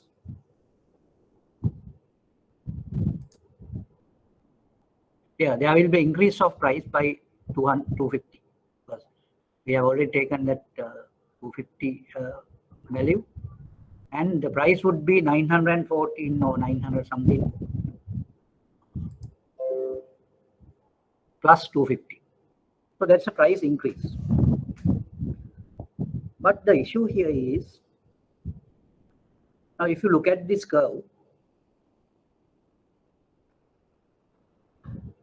the increase and decrease of yield may not give same results. Now that is, if you put it in very simple terms, now increase of 1%, we think that it gives a price reduction of 250, whereas decrease of 1% gives a price increase of 250. But it is, if you look at it in a very closer manner, in accurate terms, it would not be the same. That is the issue. So that issue really happens because the price-yield relationship is not a straight line. It's a curve.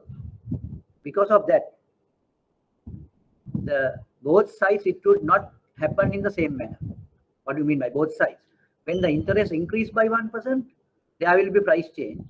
But the same price change will not be there when the interest is decreased. That is the issue. So therefore, now that issue is cropped up because the price-yield relationship is not a straight line. It is not a normal relationship, but it's a curved relationship. The price and yield will give a curve, declining curve. Because of that, it happens. But nevertheless, we assume the price-yield relationship is a linear relationship. With that only we do this duration calculations. But this duration calculation are valid only for lower level interest rate changes, either way, either increase or decrease. But it should limit to a lower level interest rate change. If not, what will happen is the answers will not be dependable, because you won't get the correct answer for that, accurate answer for that, because you have to deal with the curvature. But our assumption is the price yield relationship is a linear one, whereas in reality it is not. In reality, price yield relationship is not a linear relationship. But it holds true when the interest rate change is a small one. Then the curve, now you can just look at the price yield curve and the resultant rectangular form here. Now this particular curvature is assumed as a straight line. But it is true when the interest rate change is very low. It is very close to a straight line. But if you see the interest rate change is higher and higher, then it will become a curve.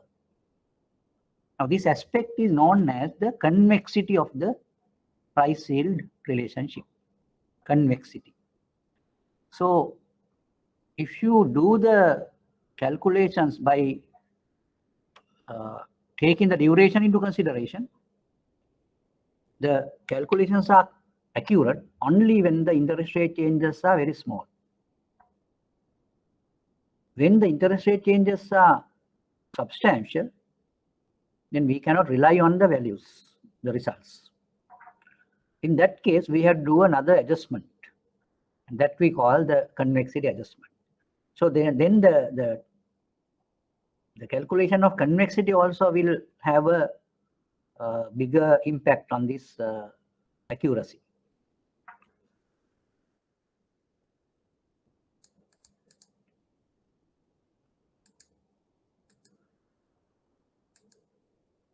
And the macular duration and the modified duration, the relationship you can find.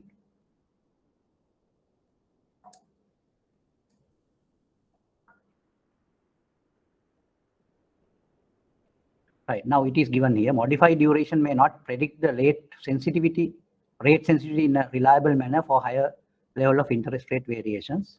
Duration measure assumes the relationship between price and yield as linear, as the relevant interest rate changes are minimum.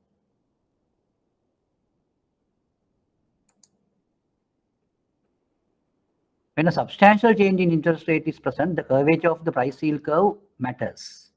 Now I will show that on the board.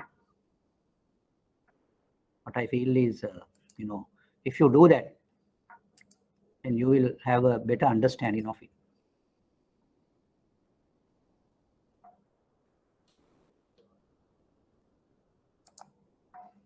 Right.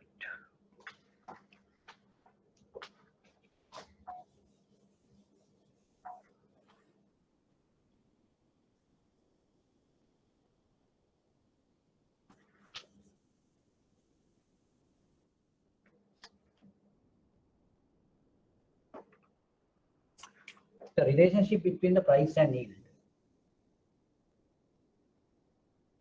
Price goes along the y-axis, yield goes along the x-axis.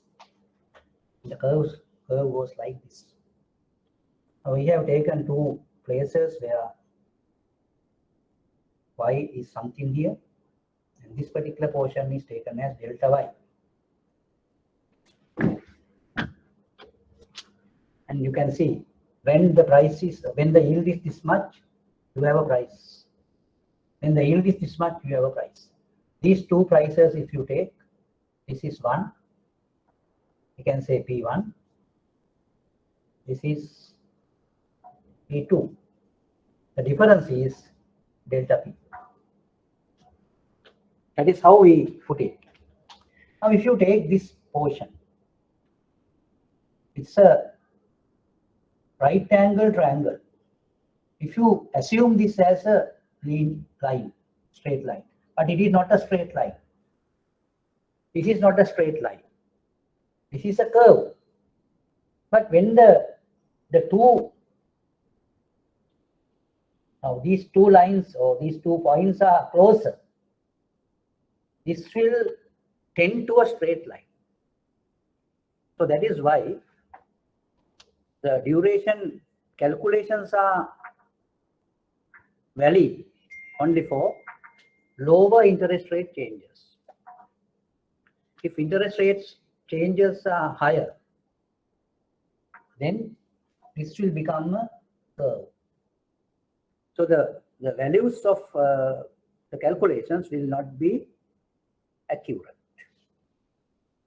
Therefore, we have to adjust for convexity when we have to face with more substantial interest rate changes. Now, then there's no hard and fast rule to say that this is substantial and this is not substantial. Normally, in our cases, if the interest rate change is higher than 150 basis points, we normally take it as substantial rate changes. 150, more than 150 basis points, or in other words, more than 1.5 percentage points. So that is what we normally consider as substantial interest rate changes. Right. So that is the now. Then the term called convexity comes into the scene. The convexity is the curvature, measure of the curvature of the curve. Now I can show you several curves like this. Now, this is a particular curve, and this is again another curve like that. But here you can see the curvature is lower, higher. Curvature is higher. Here the curvature is lower, and it is lower. It is more closer to a straight line, but this is not. So there the convexity adjustment is necessary. Right. Anyway, now we will go to that part also.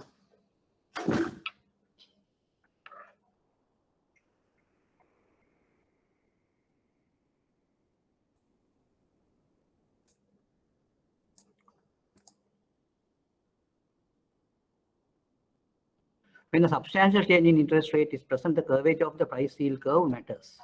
Then the price change should have the convexity adjustment. Now we can see what do you mean by convexity? It is the time squared weighted present value of expected cash flows of a one. Now we will go to again the duration calculations and see what do you mean by convexity.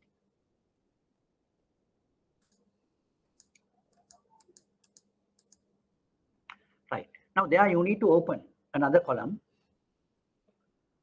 Open another column, and that column is known as time squared column. You can have it in between time column and the cash flow column. Here, somewhere here. And you can put it as time squared column. And you have to square the times given in the time column. So in that case, you will have in the place of 0.5 under the time column, in the time squared column, you will have 0.25. 0.25. So likewise, you have to have all the time square values in the time squared column. And 1 is as 1, 1.5 as 2.25, 2 as 4, 2.5 as 6.25, 3 as 9.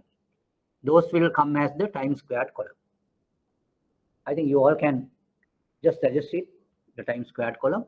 Then you have to multiply the time squared column with the weight column, and that column is called time squared into weight. So you can open up another column, which we can say time squared into weight.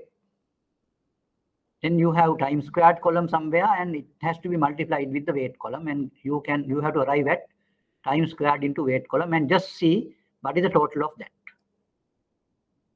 I think you need to do that now. You need to do that.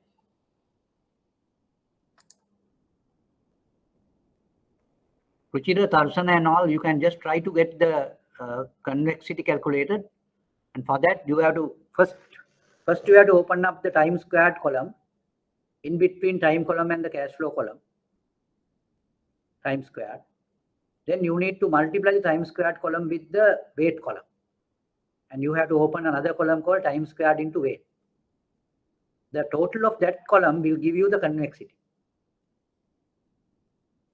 I ask you to, all of you to do that now, because it is a very simple type of an exercise where you can do it.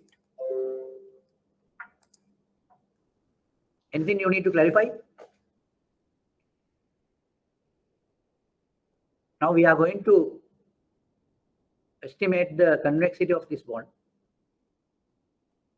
In order to do that, we need to create another column called time squared, and after that you have to generate another column called time squared into weight, and the total of that column will give you the convexity.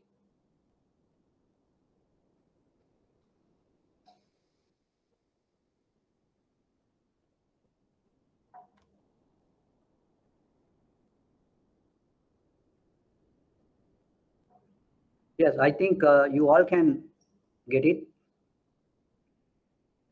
Try to do it on your own.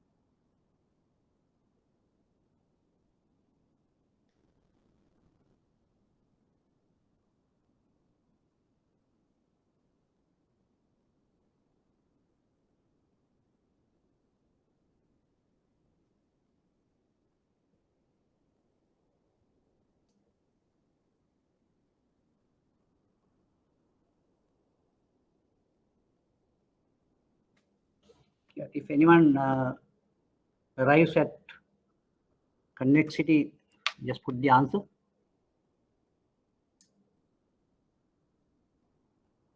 Yeah, time squared means now that is the way of calculating the convexity, because it's a mathematical notation where you go for a second order equation. That is why we put it squared. The question is a valid question, but when you yes, Asiri has come to the answer, I think 7.572. Yes, correct. It is correct. Now someone asks why we square the time. The reason for that would be, now all these values or parameters, we go through a certain process of approximation. Now in the approximation, the first line approximation is the duration. The second line approximation is the convexity. Now that is why in the convexity there you get the time squared, but in the duration you get only just time into it, but time squared into it comes in the second order thing. But if you want to get a more accurate answer, I think you need to go for third order thing also, and that has to be added.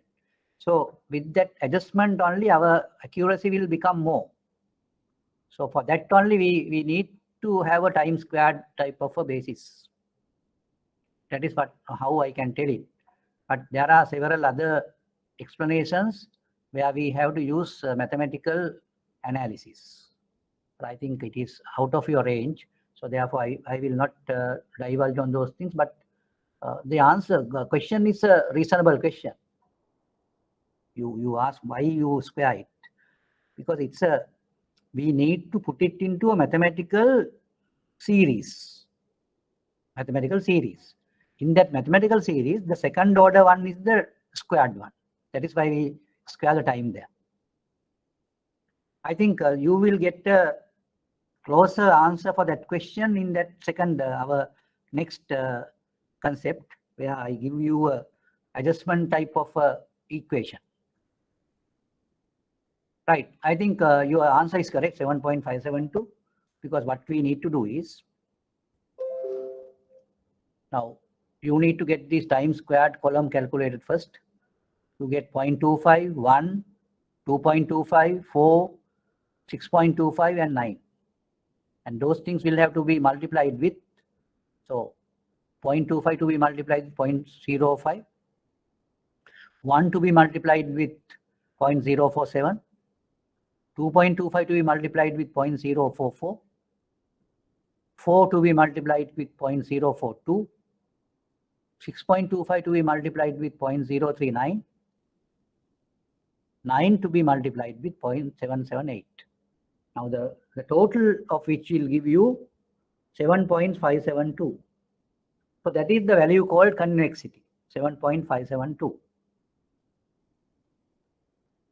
Right, then the convexity is also calculated.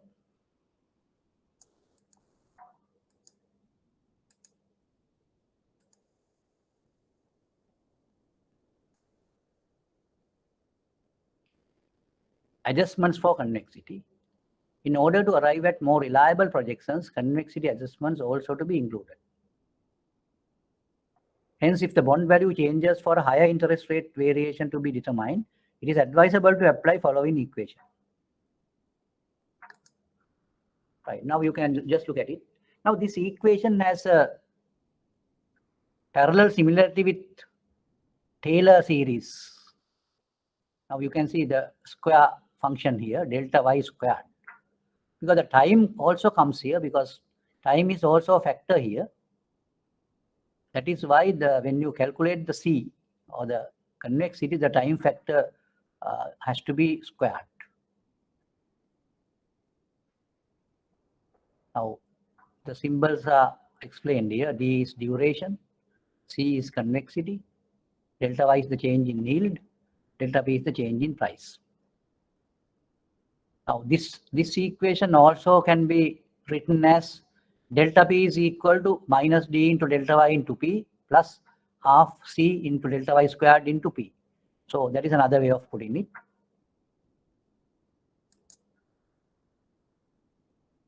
Okay, now we will see how we can apply these things into more detailed questions.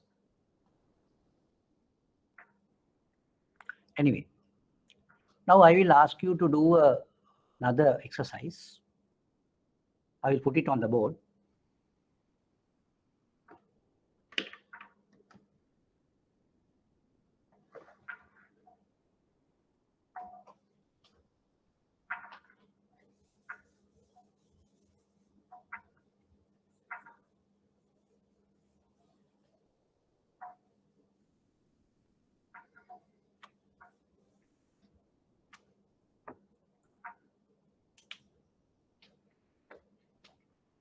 If there's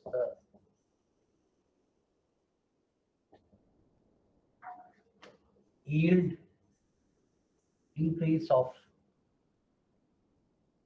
3%,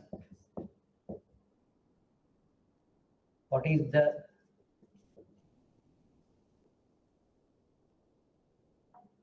new price of the bond?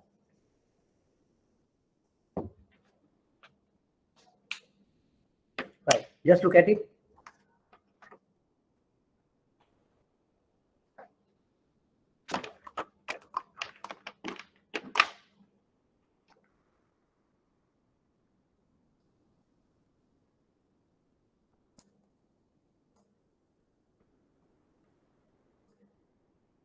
Right.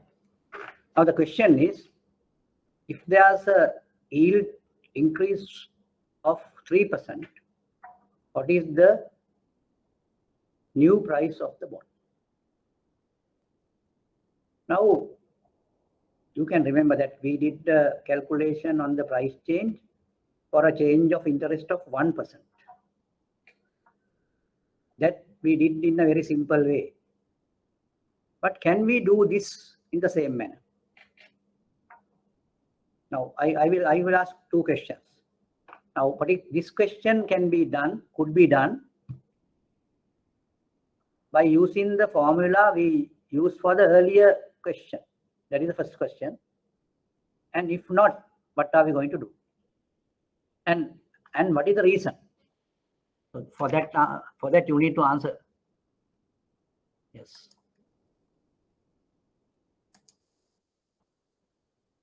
Yes, Amit, Asiri, you all can answer that question. Can you apply the same formula to answer this question? If not, what is the reason?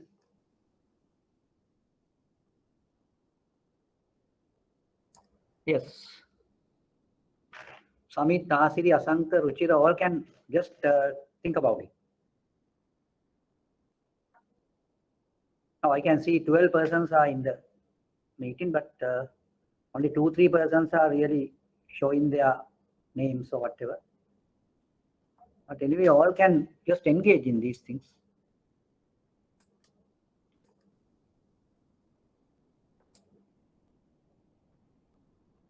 Yes, Darshan.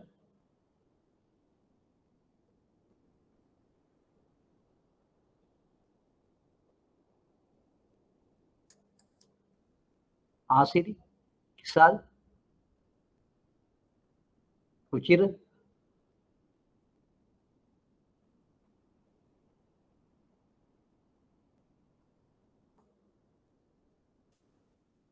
Yes.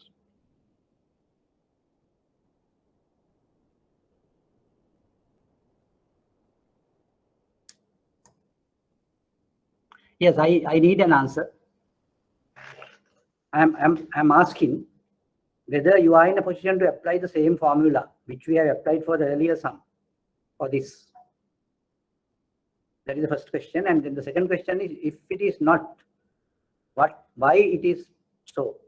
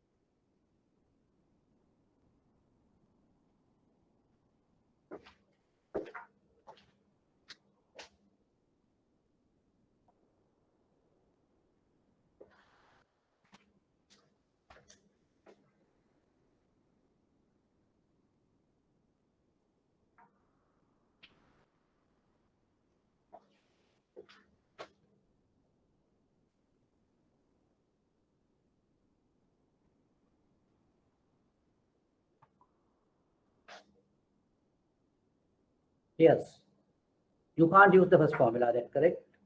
And yield change is substantial. Because of that, you can't use it. And then we need to use the convexity adjustment.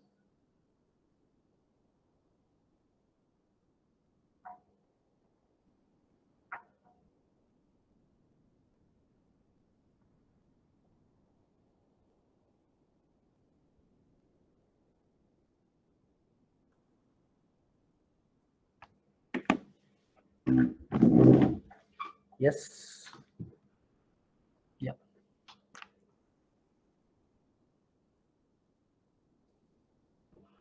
Now, then we have already calculated the convexity of the bond and the duration. So then we need to see how we can apply these things in the calculation. Right.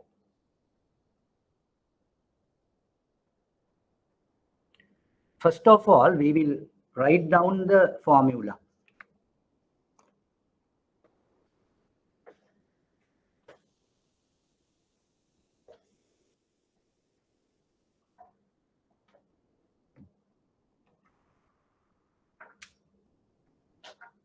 Delta P over P is equal to minus D into delta Y plus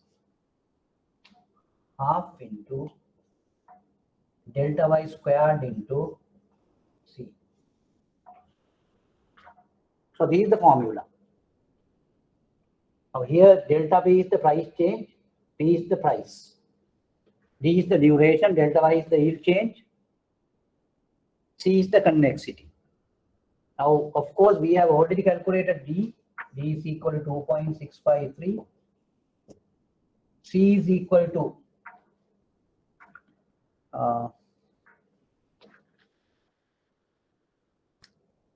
7.572. And delta Y is equal to 3%.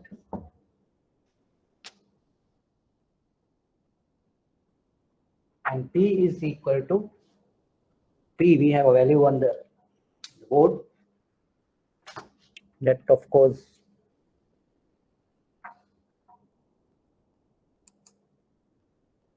the value of P is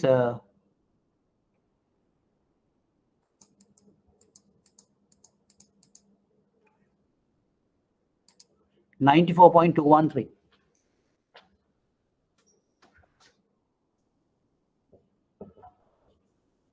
Right. Now we can rearrange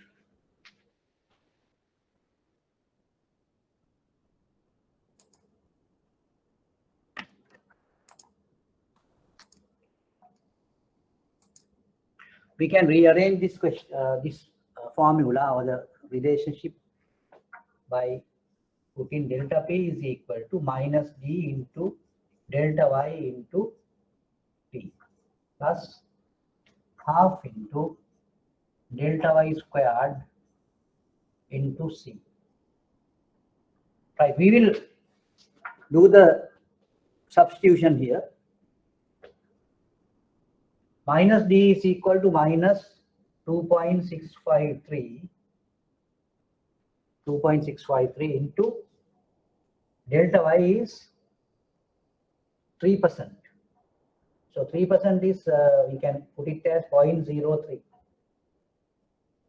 into P. P is 94.213 plus half into delta Y squared, that is 0.03 square, into C. C we have calculated, that is the convexity 7.572. If you can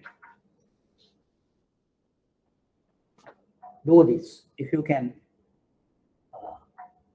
solve this, you will get the price change. Price change for a 3% increase of interest rate. Do the calculation and see what is the answer.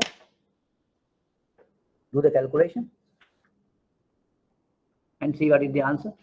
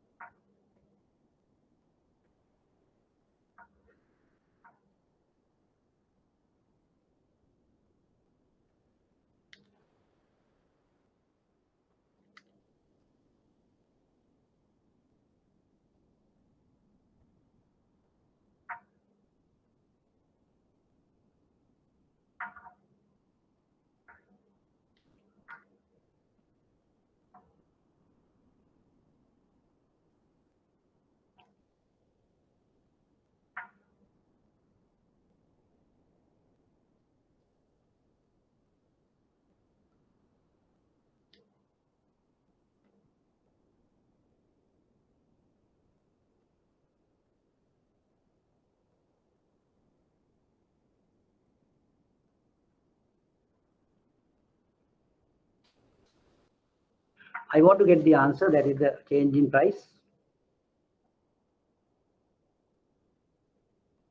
Just calculate the change in price.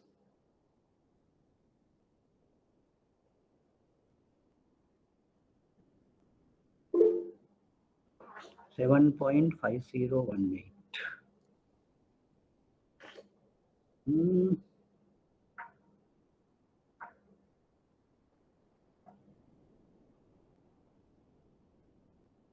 1.495. But it is just different from my answer. But anyway, we will see. We will see.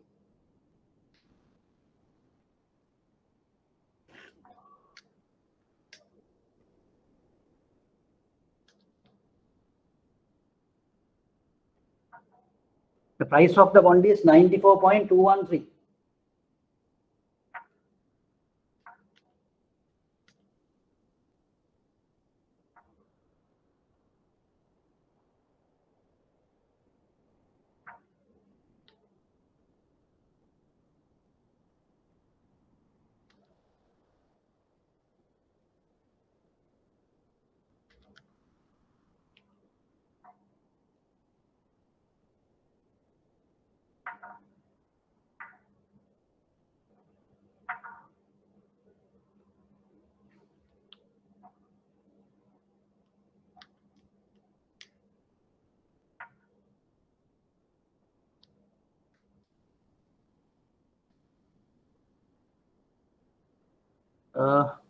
Sir, excuse me. Yeah.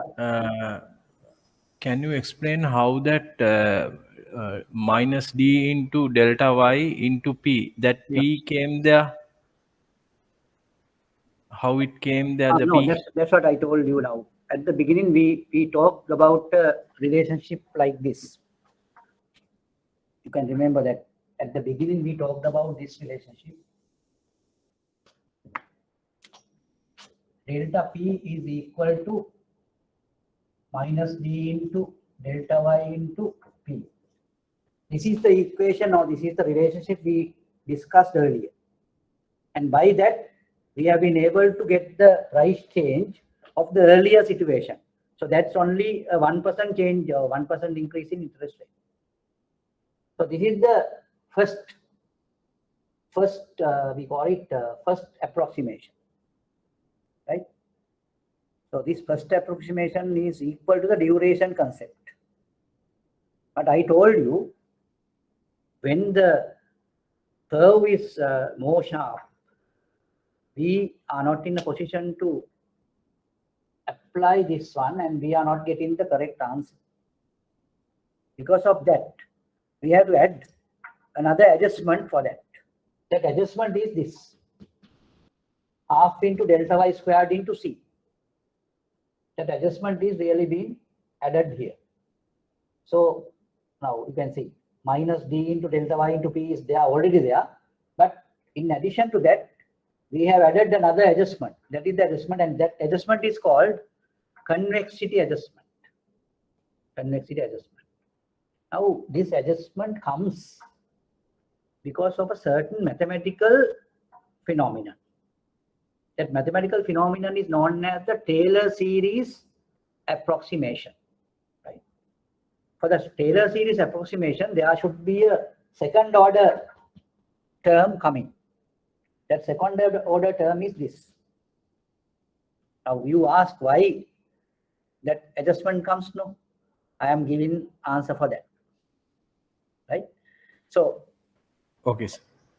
Unfortunately, we don't have time, or we don't have hours. It is out of our span. So therefore, I am not in a position to explain the Taylor series details or Taylor series theory or whatever it is here, because it is out of your span. So I just tell you the reason is this. This is what you call approximations.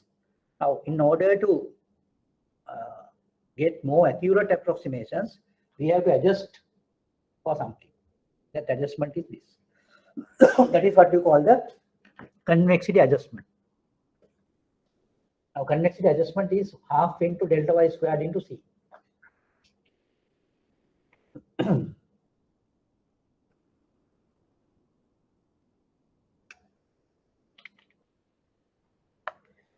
here also this has to be multiplied with P, yeah? Because that is also to be multiplied with P. There also you have 94.213. Right, I think I have not seen most accurate type of an answer. Anyway, I will see. I will again see that and see what is happening. Yeah, Samit Sivanta's answer is correct. The answer should be minus 7.177. This answer is correct, Samit Sivanta. So then the new price can be calculated by deducting 7.177 from 94.213. That is how the how you can arrive at the new price. 94.213 minus that.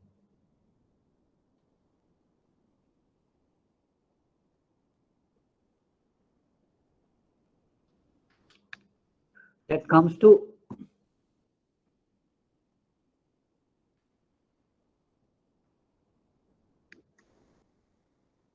87.036. That is the new price of the bond, 87.036.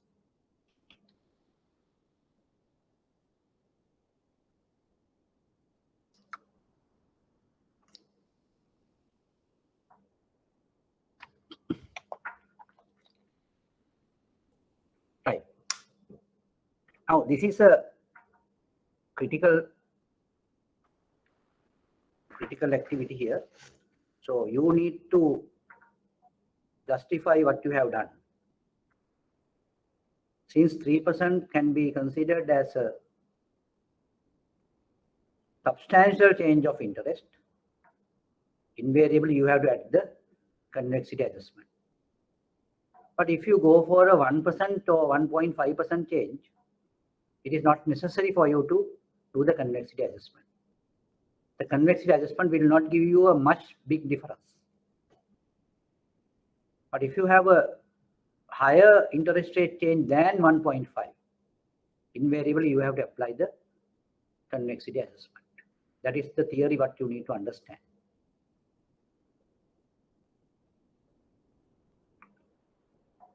Again, we will go to the presentation.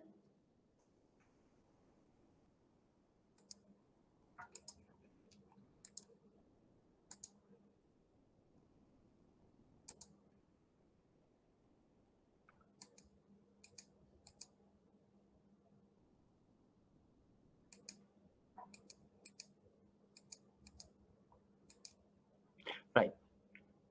There you get. Now we need to look at the portfolio level things, because our course goes as portfolio and investment management. So then we need to apply these things into our portfolios. So the duration factor is also a portfolio factor. So therefore, we need to see how we can arrive at portfolio duration by looking at the individual bonds durations in the portfolio. Now, of course, a portfolio normally consists of several bonds, and the total portfolio can represent a single figure for duration.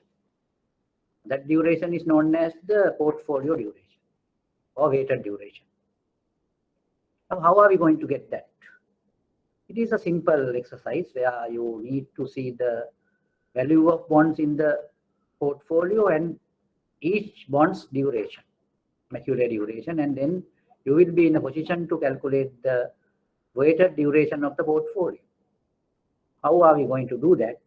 You multiply the value with the respective duration and get the total of that, and dividing the total with total value of the bonds, which will give you the portfolio duration or the weighted duration. Now, you can use the same methodology to arrive at the portfolio convexity. And you should go by convexity of each bond, and that has to be multiplied with the value of the bond, and the total has to be taken into consideration for with each bond multiplied with the convexity, divided by portfolio value, or the total bond value. That gives you the weighted average of convexity of the portfolio. So then there's no big challenge here to arrive at the portfolio duration and the portfolio convexity. Now, in a situation where you deal with lower changes of interest rate, the convexity is not necessary to calculate. But if you deal with more substantial interest rate changes, either increases or decreases, you have to deal with portfolio convexity also. So that is what you need to understand.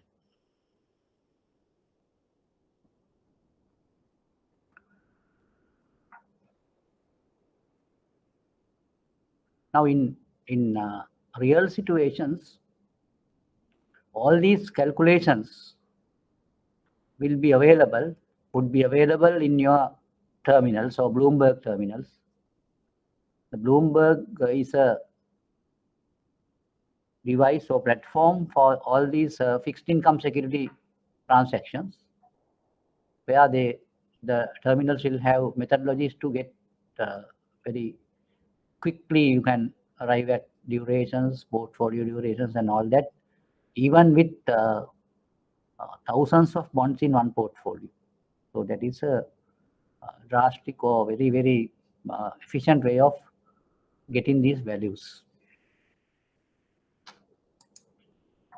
So by putting portfolio duration limit, what you can get, like we have seen, like sometime this department they used to put portfolio duration limit.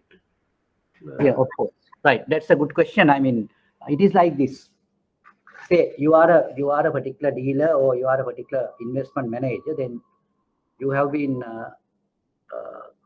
asked to do something with that portfolio, and you have been given limits. So it's like this.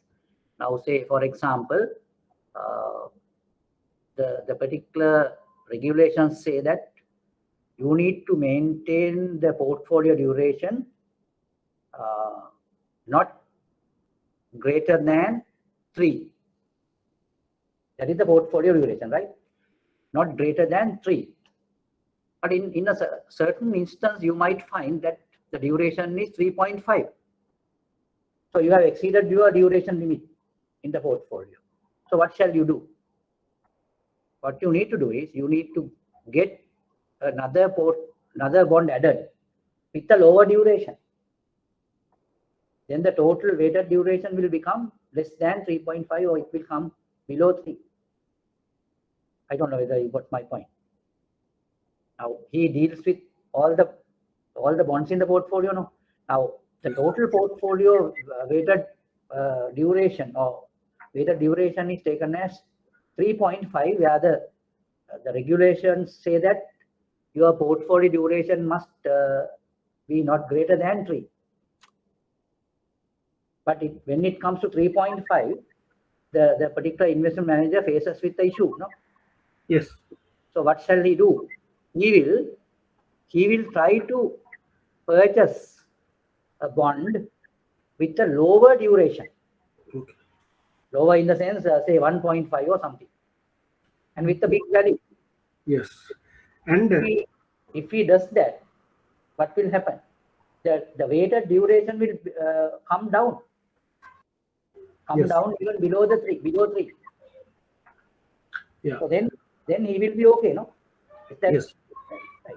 So that is what they do normally. Okay. Then when we set up a particular duration limit for a portfolio, what are the things that we need to look at? Like right. Now, when the duration limit is given for a portfolio, the reality is the duration is a sensitivity measure. Now, when you have a duration of 3, the meaning is when you have a change of interest rate of 1%, you will have a 3% change in your price. That is what you mean by duration having 3, right? So now that is why a duration should have a limit. And when you have a portfolio with certain durations, you always try to maintain that portfolio with the lower duration in order to minimize the risk. Otherwise, with a small change of interest rate, your portfolio will go down in value. In order to control that, you have to control the duration in the portfolio by looking at each bond which can be added into the portfolio, and you have to look at the duration of each bond and its value. By looking at that only, you will be in a position to control the total duration or the weighted duration of the whole portfolio. So it's a matter of controlling, or in other words, if I say this, now say for example, one of your dealers asks you to say purchase a bond of 5-year duration, right? And with a big high value. What will happen? Invariably, your total weighted portfolio duration will go up, no? With that, when you enter that. Yes. So then you need to see to what extent it will go if you add that. So likewise, you have to control the total weighted duration in the portfolio. So that is one thing to look at. And at the same time, you have to see the real maturity of a bond, because the real maturity will enhance its duration, really. So when you deal with such things, you have to be careful about what you are purchasing. Or even if you can get rid of some higher duration bonds, you can bring down the duration of the portfolio. Okay. Is that okay? Yeah. Right. Yeah. One question, sir. Now, say for a trading portfolio, then for a trading portfolio, is it good to set a duration limit? Like, is it appropriate to set? Yeah, of course, yes. Because for a trading portfolio only, I think for other portfolios, if it is not a trading portfolio, duration doesn't matter. Duration doesn't matter, no, because for interest rate changes,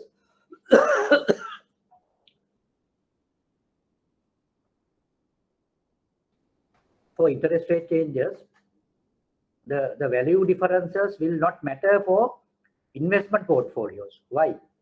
Because you don't need to mark it to market. Yes. So therefore, there's no indication of duration for a investment portfolio. It is indicated only for trading portfolios.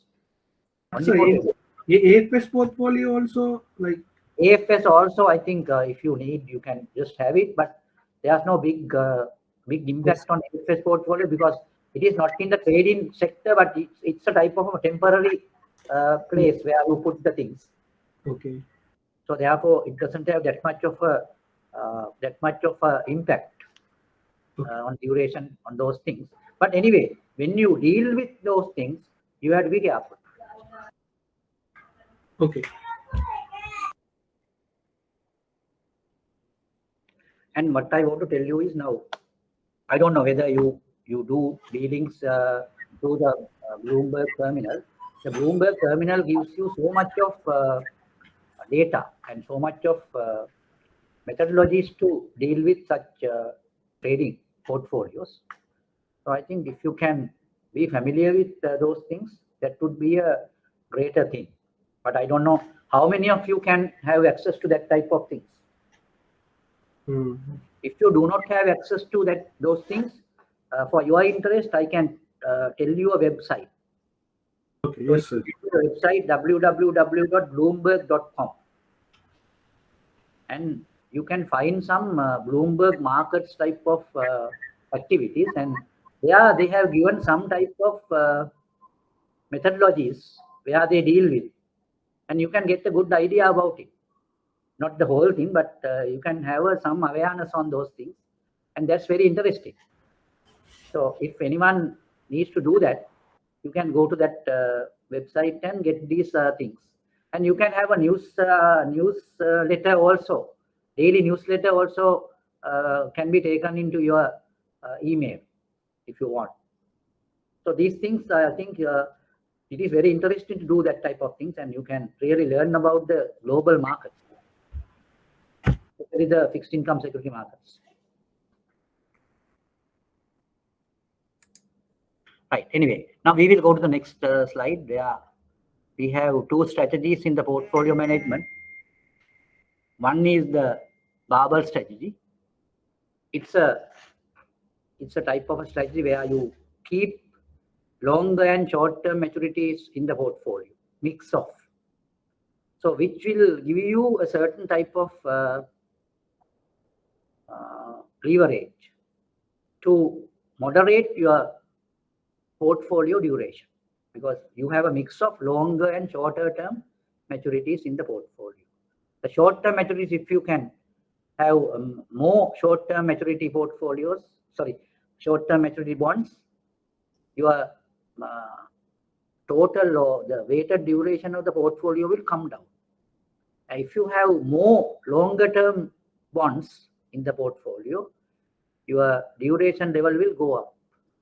So if you want to put the now say you have a particular portfolio with a certain duration, and you want to enhance the duration of the portfolio for certain reasons. If that is the case, you can add longer term bonds there in order to enhance the portfolio duration. So now if you have a mix of long term and short term bonds in your portfolio, we call such portfolios the portfolios using barbell strategy. And the next type is bullet portfolios or bullet strategy portfolios. Now, all the bonds in that portfolio is with intermediate maturities. What do you mean by intermediate maturities? You can say 3 year, 4 year, 2 year. Likewise, now all those are taken as intermediate maturities. So in that case, you can maintain a duration of 2.5 to 3 in your total portfolio if you are having a bullet strategy.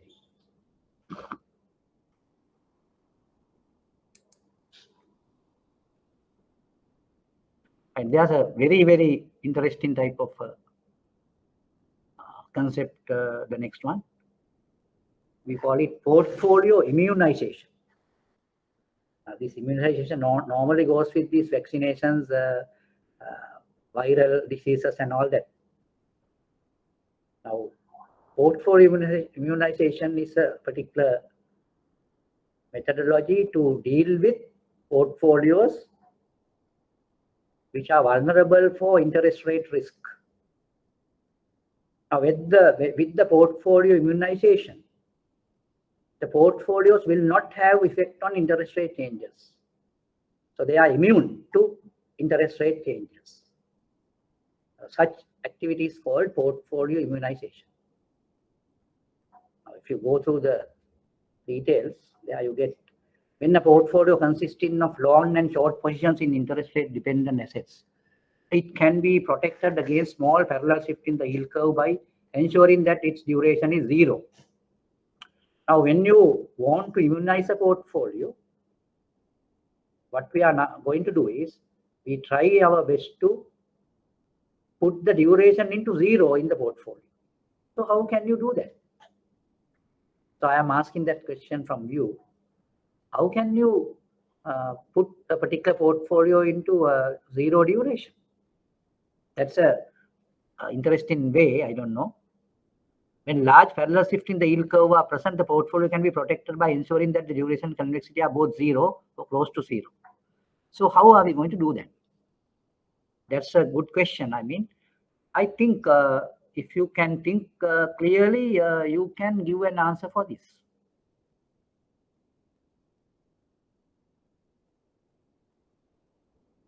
Just think about it. Just think about it.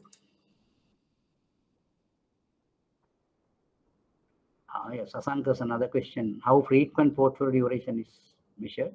Should be measured. Of course, there's no hard and fast rule, but if you deal with the trading portfolio, basically, but that doesn't mean that if it is an investment portfolio, you should not measure duration. That is up to you. But it is a must to measure duration for a trading portfolio. But the frequency should be, say, once a week, like, or even daily also. If you are very much active in your trading, then you must do it daily. So that all depends.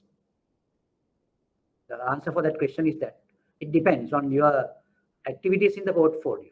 If you are highly active in the portfolio, daily measures has to be done.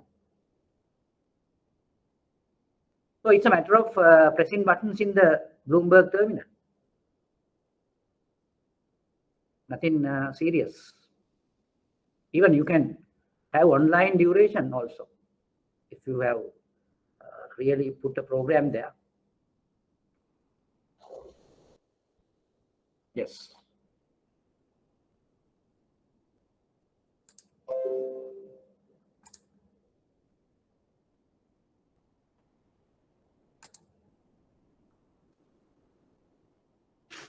Right. Now, what do you mean by non-parallel yield curve shift? Now, normally we just look at this duration and convexity and all those things. We have several types of assumptions. The assumption is when the interest rate change for all the maturity type of bonds, the same change will occur. That is our assumption. That is what you mean by parallel yield curve shifts. Parallel yield curve shift. It's a situation where when an interest rate change happens, that change will affect similarly for every maturity. If that is the case, we call it a parallel yield curve shift.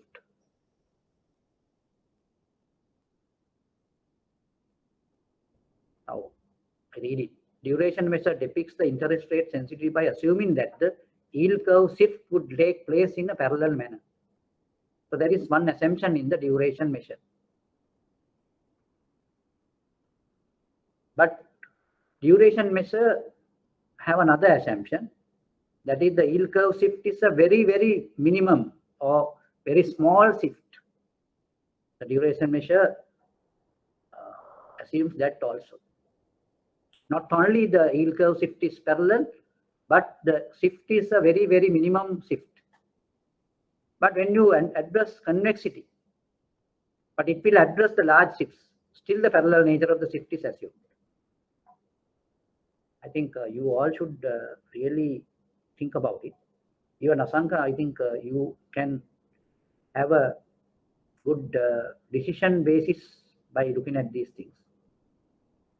Now, when I ask you, if I ask you something about what are the types of assumptions in duration measure, you need to see there are several.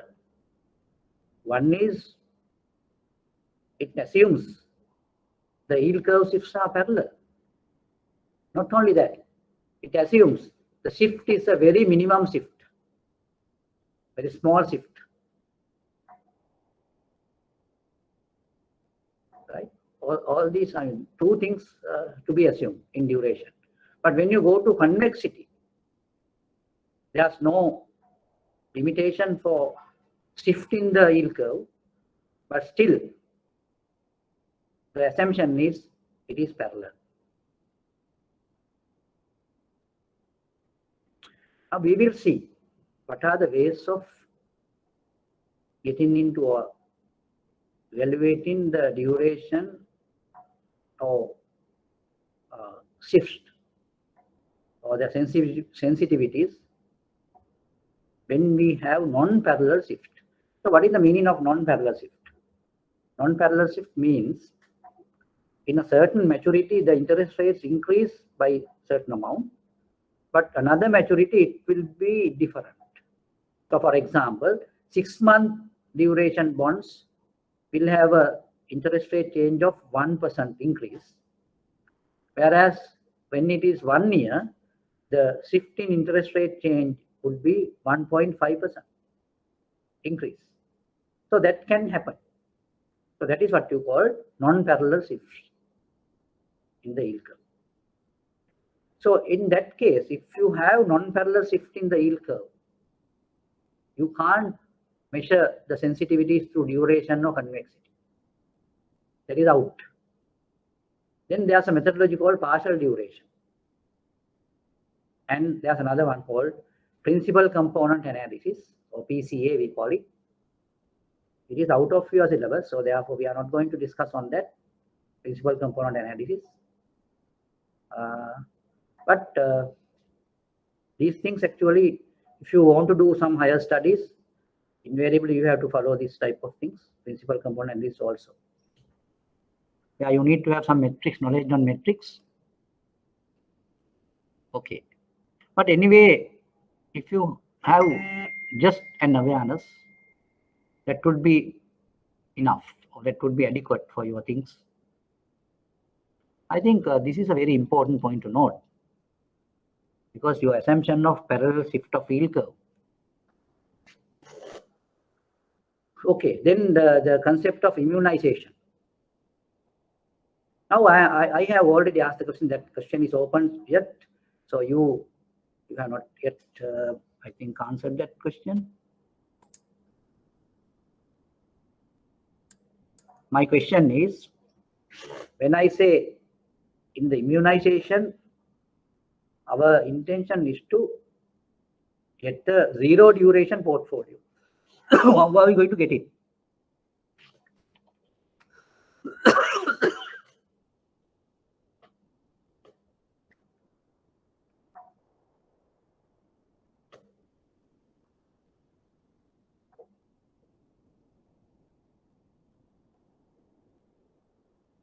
Invest in zero coupon bond portfolio.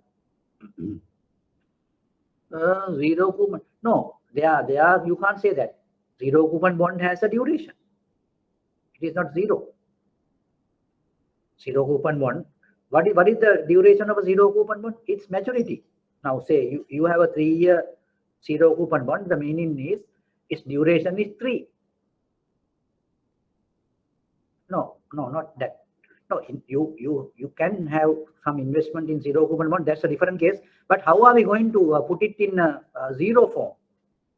The portfolio put it in a zero form. How can you do that?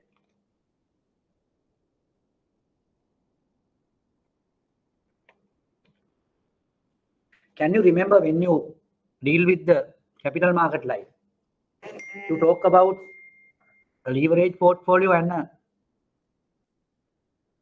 lending portfolio? Can you remember that? So that contains the answer. Now we talked about leverage portfolios and lending portfolios. Can you remember that?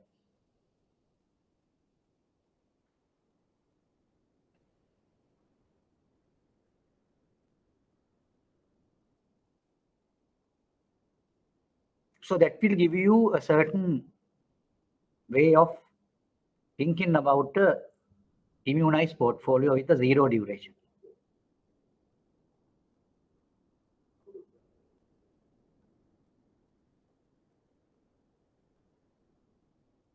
Yes.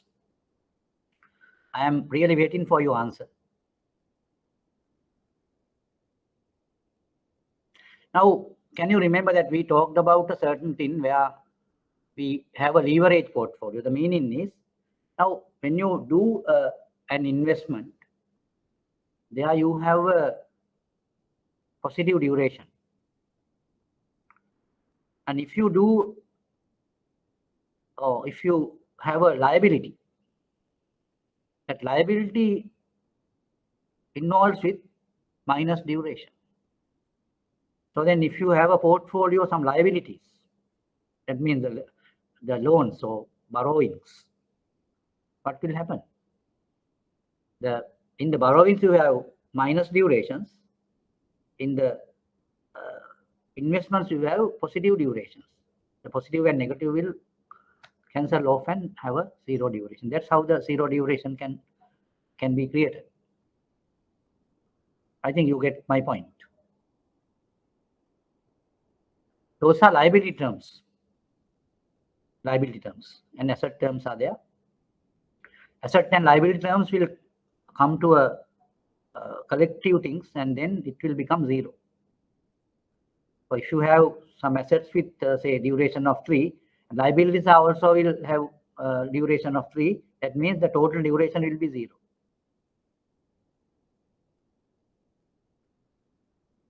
You got my point? Yes.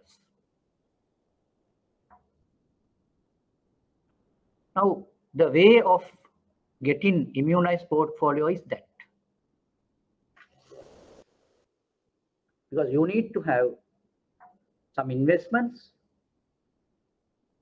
and some liabilities in the portfolio to say that you have generated or you have created a zero duration portfolio.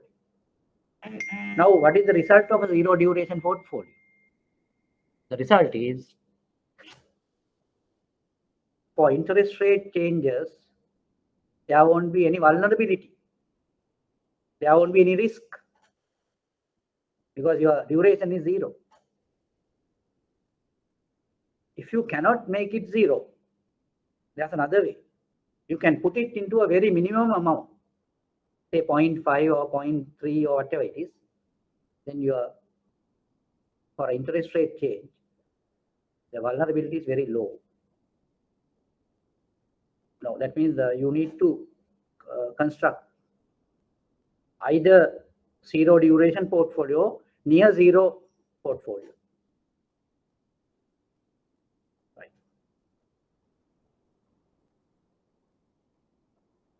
Now what I feel is, now you have to think over this very clearly, and you might get some good idea on this.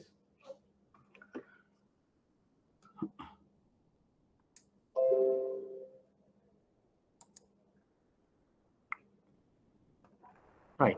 I think this duration concept is a rather rigorous type of a thing,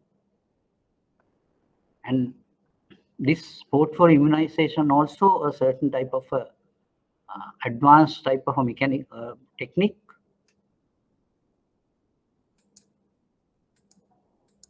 Right.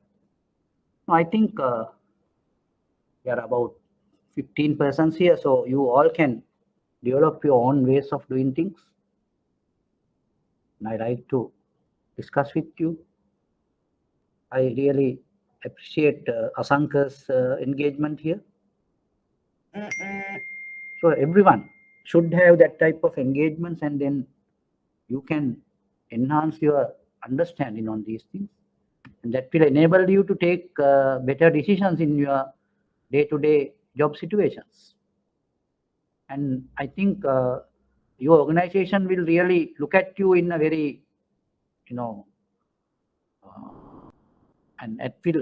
you will become an asset for your organization in that case. With a very low duration, no, not a low duration, you are with very high value, very high value. So that is what you need to go for. I mean, that should be your target. Now, if you can become excellent person or excellent analyst of investment or whatever, you will have demand from each organization. Not only you need not restrict to one organization in that case.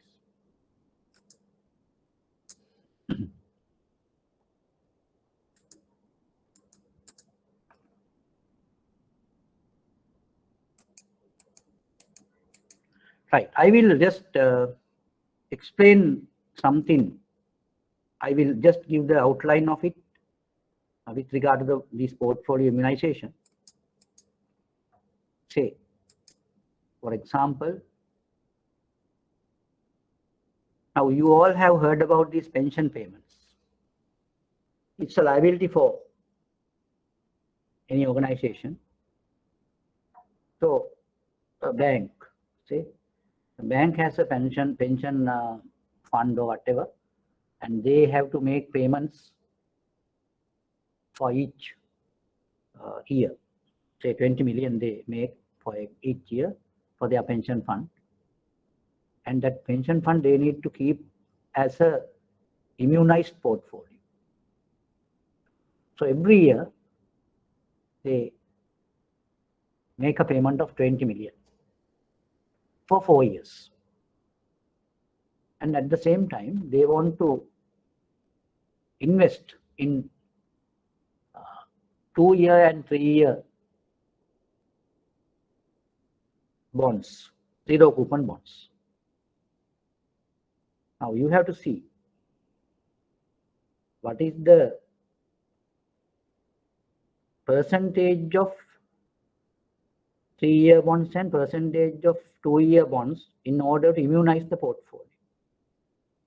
I don't know whether you got my point. I have given the basics of the particular portfolio where they make it for pension payments, and what they do is they just make annual payments of $20 million to make up the portfolio, and it will go for 4 years for each year's annual payments, and there will be two zero coupon bond investments, and in that investment you have to check the percentage of 3-year bonds and percentage of 2-year bonds in order to immunize the portfolio. So this is the immunized situation. So just think about it and see how it can be done. Now, first of all, you have to arrive at the duration of the 20 million cash flows for each 4 years. I mean, for 4 years, for each year 20 million. So how can you arrive at that duration? So what you do is, now you can just make a schedule of putting at 1, 2, 3, and 4. At the end of the year 1, you will pay a cash flow of 20. That is a liability. When at the year 2 also you pay a 20 million cash flow. In the year 3 also you pay another 20, and year 4 also same 20. Then how are you going to calculate the duration of them? Now here we are not going to apply the continuous compounding. Then what we can do is, we have to get the present value of 20 million for 1 year. So then we have to just apply the yield to maturity. Say yield to maturity is 10%, then what can we do? So if the yield to maturity is 10%, first year's 20 million present value can be taken as 20 divided by 1.10. Second year's thing will be 20 divided by 1.10 to the power 2. Third year it would be 20 divided by 1.10 to the power 3. The fourth one would be 20 divided by 1.10 to the power 4. Those are the present values, and it has to be multiplied with the times 1.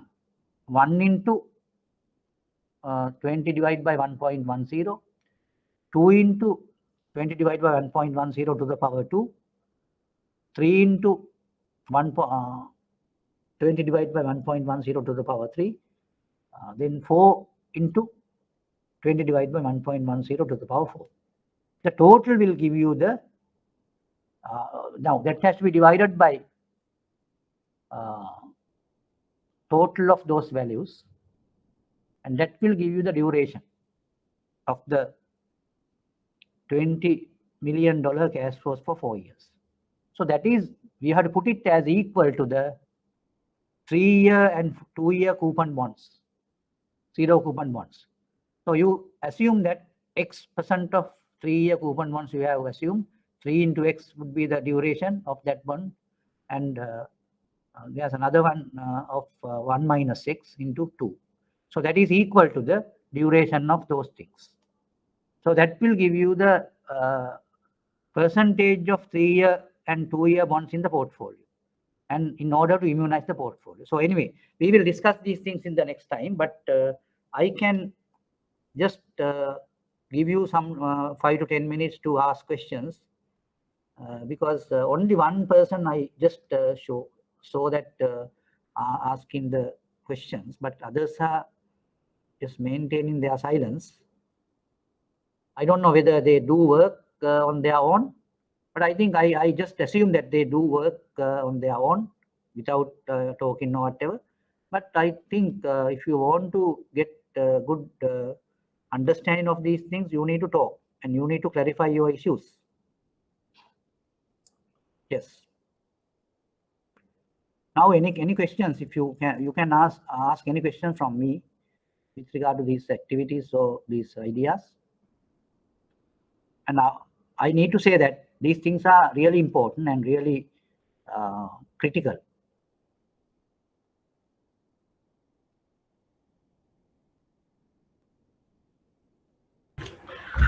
Sir, one question. Yeah. Now, if a particular organization, they are trying to set up a limit for trading portfolio, Yeah. and HTM and Yeah. AFS, what are the things you need to look at? Like, based on what thing? Like, you need to have a separate limits for HTM, AFS.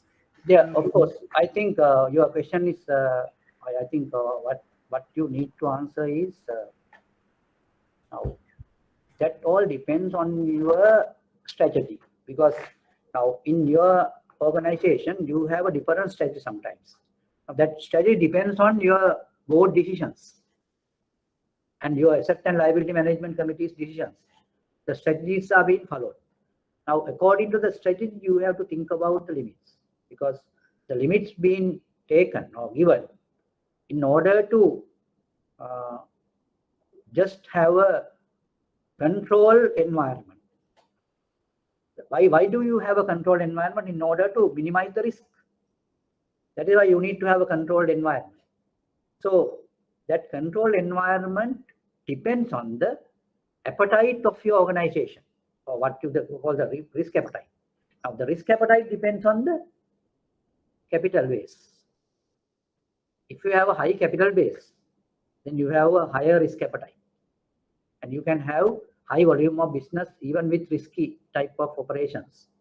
But if you have proper controls for this risky type of things, and you can arrive or you can devise several limitations for those things to have a control. So those limitations or the limits depend on your strategy. Not only the strategy, but your risk management concepts or the risk appetite. Those are the things on which you have to take decisions on limits. Is that clear? Yes, sir.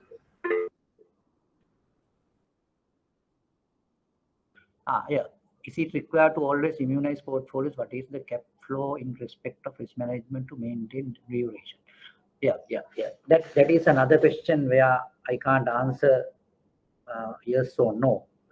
But these caps and flows really necessarily depending on the situations. Now, when I say depending on situation, that all depends on the risk attitudes of the organization, risk appetite of the organization, the strategies of the organization. So that all depends on that. So therefore, the best decision maker would be the board of directors or the asset liability management committee. Because I think if you are a particular person who represents in the asset and liability management committee, you are a person who represents treasury or represents risk management division or whatever it is. So you can really present the case and just show them that this type of risk appetite is there in the organization, this type of a strategy the organization follows. So therefore, the decision of limits should come through that. Is that clear? Yes. Right, I am really happy that even one person asked questions, or I think there are several other persons who really ask questions. I really appreciate those questions also, but I try to be more dynamic on those things, more active on those things, and that activeness will give you so much of compensation or so much of rewards. Therefore, you need to do that in time to come. And I like you to ask me several questions. I don't know whether you do know my mobile number and my email. Shall I give it to you? So then you are in a position to really deal with me even over the phone. Right, I will give you my mobile number and my LAN number and the email address for you.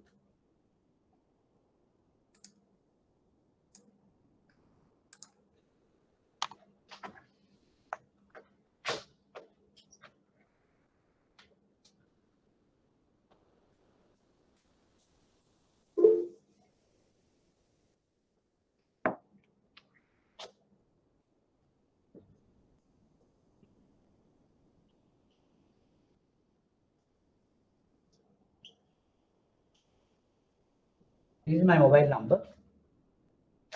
Then I can put my LAN number also.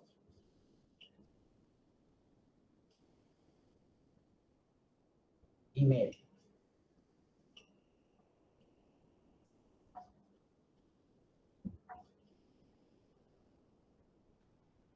Note 1126567887. That is my LAN number.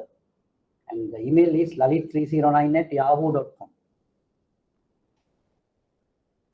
You can introduce yourself and put the question or whatever. So I will try my best to answer the things. Right. I think with that, I can wind up the session, or if you have anything else to clarify or whatever, you can just ask that question now.